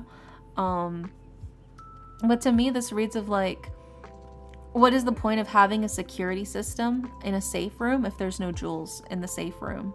You know what I'm saying? You got to go out there and get those jewels so you can then put them in the safe room, right? If you don't got nothing to lose, put yourself out there, right? If you don't currently have a partner, right? Ask someone out. What's the worst that happens? You get rejected? Okay, well then you still don't have a partner. You're still back at square one. You didn't go, into debt. You're not like negative fucking partners, right? That's not how that works. You're back where you started. Nothing's changed, and that's okay. But if you ask them, there's also a chance that they could say yes, and then you'll have +1 partners. You will have more partners. You will have the treasure that you can put in the throne room. And you can put the guardian to protect, right? I just have negative risks. I think the worst that can happen is she records the interaction and posts it online for people to laugh at. If she does that, that's a she issue, right? If somebody's being genuine and trying to be, and trying to ask someone out, and they record that and post that on the internet to shame you, that's not somebody you want to be in a relationship with anyways. That sounds like a shitty, miserable person. I wouldn't want to be in a relationship with someone like that anyways if they tried to do that. So that at that point, that's saving you time and energy to find somebody else, right? There's always gonna be people who post crazy ass fucking takes about shit like that. Don't let the weirdos get to you. 99% of people are gonna be chill as hell. Even if it doesn't work out and they reject you, 99% of people are gonna be fucking normal, You just gotta breathe, relax, and take the initiative, take that step, right?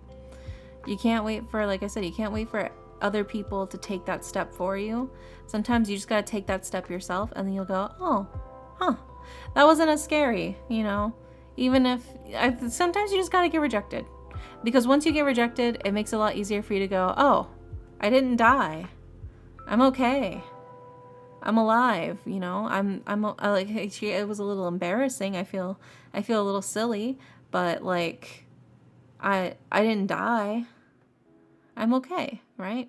And I think once that happens, it sort of helps make it a little easier for you to keep pushing yourself more and more outwards, because you're not as terrified of the big, bad, scary, everything is gonna kill you if it goes wrong kind of feeling that sort of wells up when you first try to make those initial first steps.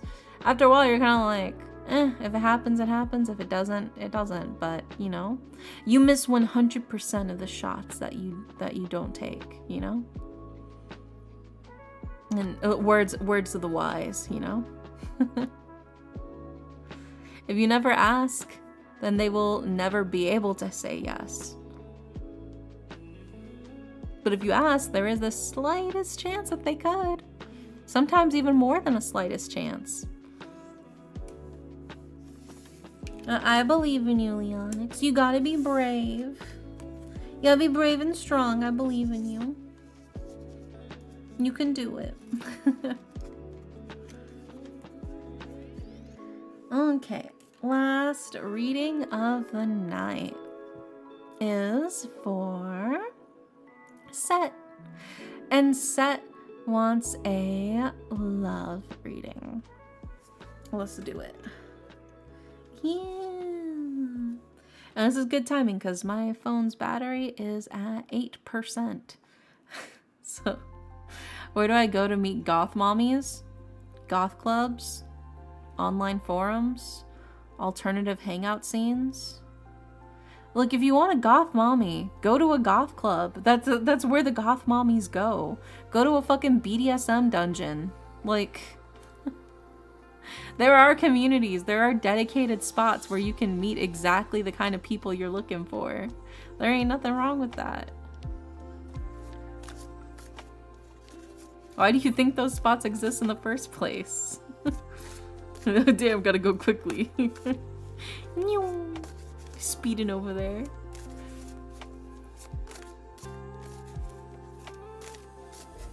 Yeah, my phone battery's at 7%. Let's see if I can finish Set's reading before my phone dies.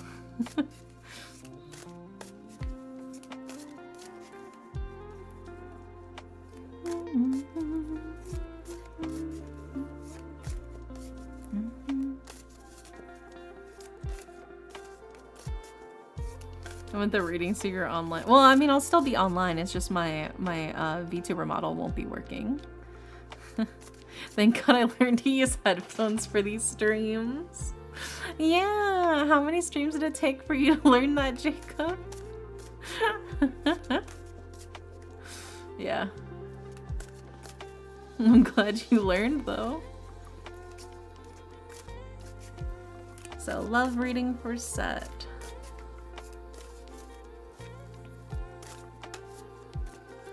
It took 3 streams.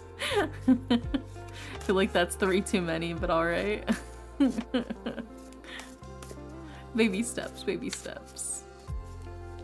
Yeah, ooh, I love reading. Yeah, exactly.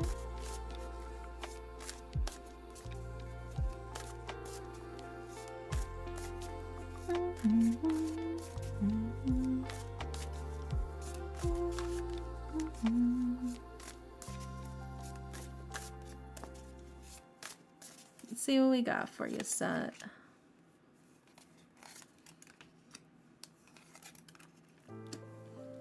Now let's grab your oracle card.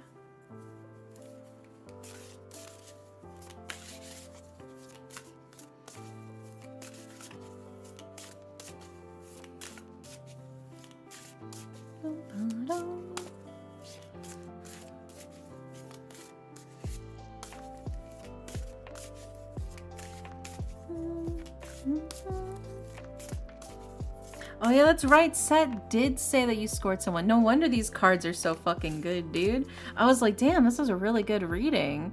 And then I remembered, oh yeah, Set did say that they ended up scoring with somebody recently. Yeah, that checks out then. That checks out with this reading. Well, we're still grabbing the Oracle card and the Yu-Gi-Oh card. Yeah, I forgot about that. Yeah, Set was like, thanks, Dere. Your tarot reading really helped me a lot. Wow, it was so accurate. I'm like, I don't remember any of what I told you, but I'm glad it helped. I don't remember jack shit what I said to you before, but I'm glad it worked, brother.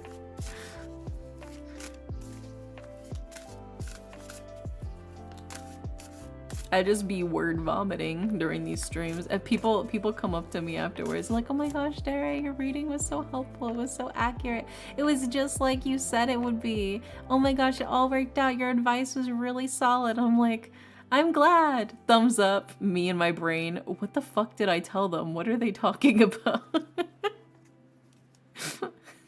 I don't know at all what my advice was.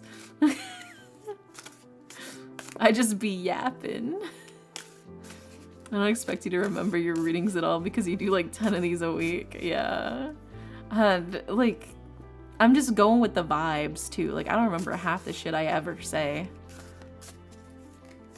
It'd be like that sometimes, you know? It was goated advice every time. Yeah, but what was my advice?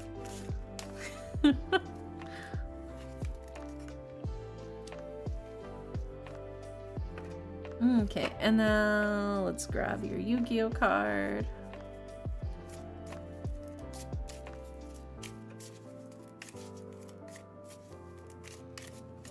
If you really want to know, you can watch the VOD. Oh my god. Is it cringe of me to watch my own VODs? I don't know. It feels weird to like watch myself. It feels wrong. I feel dirty.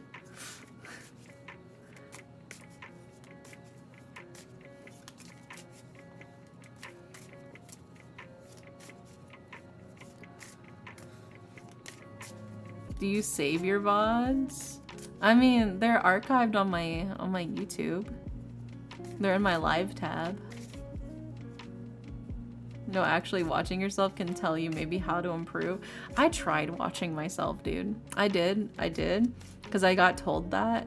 And I watch my VODs, and it's only when I'm watching my VODs that I realize how fast I talk in a lot of situations. I try to like actively slow down my talking sometimes, but like whenever I get like really like fixated on a specific subject, or I start talking about something that I'm like really interested in, I'll start talking like a mile a minute, and I can barely keep up with what I'm saying. You talk fast? Sometimes, not all the time, but sometimes whenever I get like really focused and fixated on something, and I'll start talking and it'll go like I feel like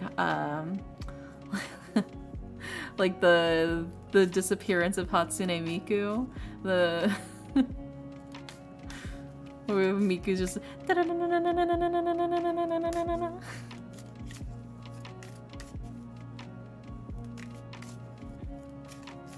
yeah, I had to be like focused on trying to not talk super fast. Sometimes I have to like forcibly slow myself down when I get like that.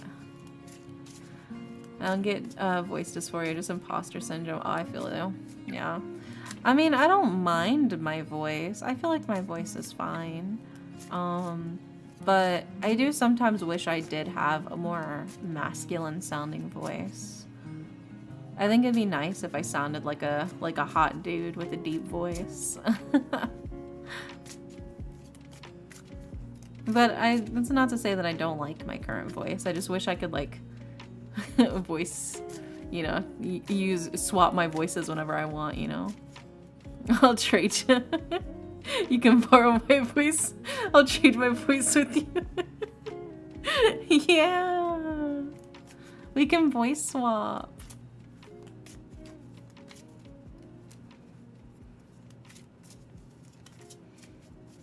I like how multiple people were like, I volunteer. You could take my voice.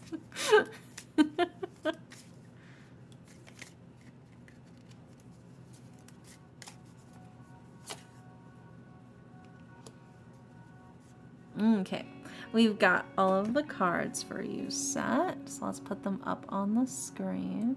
Yeah, like the Little Mermaid. I said borrow. People like my voice. You're like, you better read the full contract before you sign. Nowhere did I say you'll own it. You're renting my voice. Voice swap? I'd like to swap voices with you for a day too. I think that'd be fun to be able to just like swap voices with people. Even if it's just temporary. I think that could be a lot of fun. If I could swap voices with somebody though, I think I would want to swap voices with my friend Chains. His voice is really fucking nice. Very cool. I'd be down to swap voices with him. Like, hey bro, let me borrow your voice for a day. Let me record this video with your voice. BRB.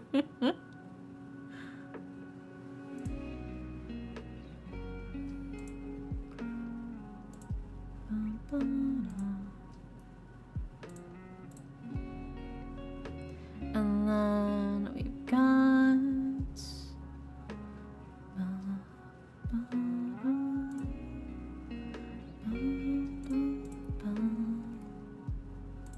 there we go. Okay, we've got all of the cards for you set for your love reading. So in order of left to right, we've got the Sun, we've got the Two of Wands, and we have the King of Cups. And then for your Oracle card, we have Altar. And for your Yu-Gi-Oh card, we got Twin-Headed Thunder Dragon, baby. So let's go ahead and start breaking these down for you, starting with the sun, right? The sun is warmth, it's light, it's optimism, it's life, right? This is all of the warm, happy, fuzzy feelings. It's happiness, it's pleasure in the simple things, it's openness and contentment, right? You're feeling the sun on your skin, you're feeling the warmth, you know, it feels bright, it feels positive, right? We've also followed up with the Two of Wands, which is a card of boldness in your own ability and your own beliefs as you charge forward, right? The Two of Wands is a card of sort of recognizing your own inner ability and also embarking on an adventure, right? This is the beginning of something and it feels exciting and you're starting to feel, maybe you're feeling a little extra confidence in yourself because of it.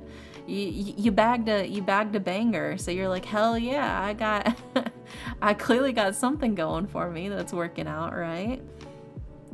And then following that up as well with the King of Cups.